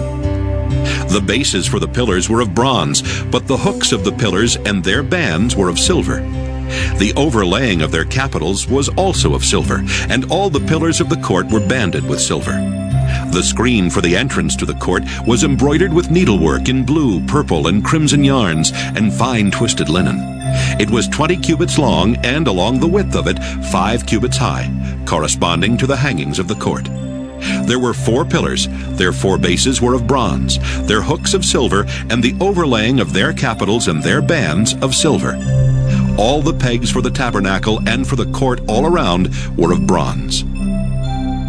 These are the records of the tabernacle of the covenant, which were drawn up at the commandment of Moses, the work of the Levites being under the direction of Ithamar, son of the priest Aaron. Bezalel, son of Uri, son of Hur, of the tribe of Judah, made all that the Lord commanded Moses. And with him was Aholiab, son of Ahisamach, of the tribe of Dan, engraver, designer, and embroiderer in blue, purple, and crimson yarns, and in fine linen. All the gold that was used for the work, in all the construction of the sanctuary, the gold from the offering was 29 talents and 730 shekels, measured by the sanctuary shekel. The silver from those of the congregation who were counted was 100 talents and 1,775 shekels, measured by the sanctuary shekel. A beka a head, that is, half a shekel, measured by the sanctuary shekel, for everyone who was counted in the census, from 20 years old and upward, for 603,550 men. The 100 talents of silver were for casting the bases of the sanctuary and the bases of the curtain, 100 bases for the 100 talents, a talent for a base. Of the 1,775 shekels he made hooks for the pillars, and overlaid their capitals and made bands for them. The bronze that was contributed was 70 talents, and 2,400 shekels. With it he made the bases for the entrance of the tent of meeting, the bronze altar, and the bronze grating for it, and all the utensils of the altar, the bases all around the court, and the bases of the gate of the court, all the pegs of the tabernacle, and all the pegs around the court. Exodus 39. Of the blue, purple, and crimson yarns they made finely worked vestments for ministering in the holy place. They made the sacred vestments for Aaron, as the Lord had commanded Moses. He made the ephod of gold, of blue, purple, and crimson yarns, and of fine twisted linen. Gold leaf was hammered out and cut into threads to work into the blue, purple, and crimson yarns, and into the fine twisted linen in skilled design. They made for the ephod shoulder pieces, joined to it at its 2 edges. The decorated band on it was of the same materials and workmanship, of gold, of blue, purple, and crimson yarns, and of fine twisted linen, as the Lord had commanded Moses. The onyx stones were prepared, and closed in settings of gold filigree, and engraved like the engravings of a signet, according to the names of the sons of Israel. He set them on the shoulder pieces of the ephod to be stones of remembrance for the sons of Israel, as the Lord had commanded Moses. He made the breastpiece in skilled work, like the work of the ephod, of gold, of blue, purple, and crimson yarns, and of fine twisted linen. It was square. The breastpiece was made double, a span in length and a span in width when doubled. They set in it 4 rows of stones. A a row of carnelian, chrysolite, and emerald was the first row, and the second row, a turquoise, a sapphire, and a moonstone. And the third row, a jacinth, an agate, and an amethyst. And the fourth row, a beryl, an onyx, and a jasper. They were enclosed in settings of gold filigree. There were 12 stones with names corresponding to the names of the sons of Israel. They were like signets, each engraved with its name for the 12 tribes. They made on the breastpiece chains of pure gold, twisted like cords. And they made 2 settings of gold filigree and 2 gold rings, and put the 2 rings on the 2 edges of the breastpiece. And they put the 2 cords of gold in the 2 rings at the edges of the breastpiece. 2 ends of the 2 cords they had attached to the 2 settings of filigree. In this way they attached it in front to the shoulder pieces of the ephod. Then they made 2 rings of gold, and put them at the 2 ends of the breastpiece, on its inside edge next to the ephod. They made 2 rings of gold, and attached them in front to the lower part of the 2 shoulder pieces of the ephod, at its joining above the decorated band of the ephod. They bound the breastpiece by its rings to the rings of the ephod with a blue cord, so that it should lie on the decorated band of the ephod, and that the breastpiece should not come loose from the ephod, as the Lord had commanded Moses. He also made the robe of the ephod woven all of blue yarn, and the opening of the robe in the middle of it was like the opening in a coat of mail, with a binding around the opening so that it might not be torn. On the lower hem of the robe, they made pomegranates of blue, purple, and crimson yarns and of fine twisted linen. They also made bells of pure gold, and put the bells between the pomegranates on the lower hem of the robe all around between the pomegranates. A bell and a pomegranate, all around on the lower hem of the robe for ministering, as the Lord had commanded Moses. They also made the tunics, woven of fine linen, for Aaron and his sons, and the turban of fine linen, and the headdresses of fine linen, and the linen undergarments of fine twisted linen, and the sash of fine twisted linen, and of blue, purple, and crimson yarns embroidered with needlework, as the Lord had commanded Moses. They made the rosette of the holy diadem of pure gold, and wrote on it an inscription like the engraving of a signet, "Holy to the Lord." They tied to it a blue cord to fasten it on the turban above, as the Lord had commanded Moses. In this way all the work of the tabernacle of the tent of meeting was finished. The Israelites had done everything just as the Lord had commanded Moses. Then they brought the tabernacle to Moses, the tent and all its utensils, its hooks, its frames, its bars, its pillars and its bases, the covering of tanned ram skins, and the covering of fine leather, and the curtain for the screen, the ark of the covenant with its poles, and the mercy seat, the table with all its utensils, and the bread of the presence, the pure lampstand with its lamps set on it, and all its utensils, and the oil for the light, the golden altar, the anointing oil, and the fragrant incense, and the screen for the entrance of the tent, the bronze altar and its grating of bronze, its poles and all its utensils, the basin with its stand, the hangings of the court, its pillars and its bases, and the screen for the gate of the court, its cords and its pegs, and all the utensils for the service of the tabernacle for the tent of meeting, the finely worked vestments for ministering in the holy place, the sacred vestments for the priest Aaron, and the vestments of his sons to serve as priests. The Israelites had done all of the work just as the Lord had commanded Moses. When Moses saw that they had done all the work just as the Lord had commanded, he blessed them. Exodus 40. The Lord spoke to Moses. On the first day of the first month you shall set up the tabernacle of the tent of meeting. You shall put in it the ark of the covenant, and you shall screen the ark with the curtain. You shall bring in the table and arrange its setting, and you shall bring in the lampstand and set up its lamps. You shall put the golden altar for incense before the ark of the covenant, and set up the screen for the entrance of the tabernacle. You shall set the altar of burnt offering before the entrance of the tabernacle of the tent of meeting, and place the basin between the tent of meeting and the altar, and put water in it. You shall set up the court all around, and hang up the screen for the gate of the court. Then you shall take the anointing oil, and anoint the tabernacle and all that is in it, and consecrate it and all its furniture, so that it shall become holy. You shall also anoint the altar of burnt offering, and all its utensils, and consecrate the altar, so that the altar shall be most holy. You shall also anoint the basin with its stand, and consecrate it. Then you shall bring Aaron and his sons to the entrance of the tent of meeting, and shall wash them with water, and put on Aaron the sacred vestments, and you shall anoint him and consecrate him, so that he may serve me as priest. You shall bring his sons also, and put tunics on them, and anoint them, as you anointed their father, that they may serve me as priests.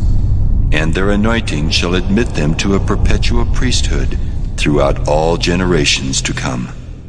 Moses did everything just as the Lord had commanded him.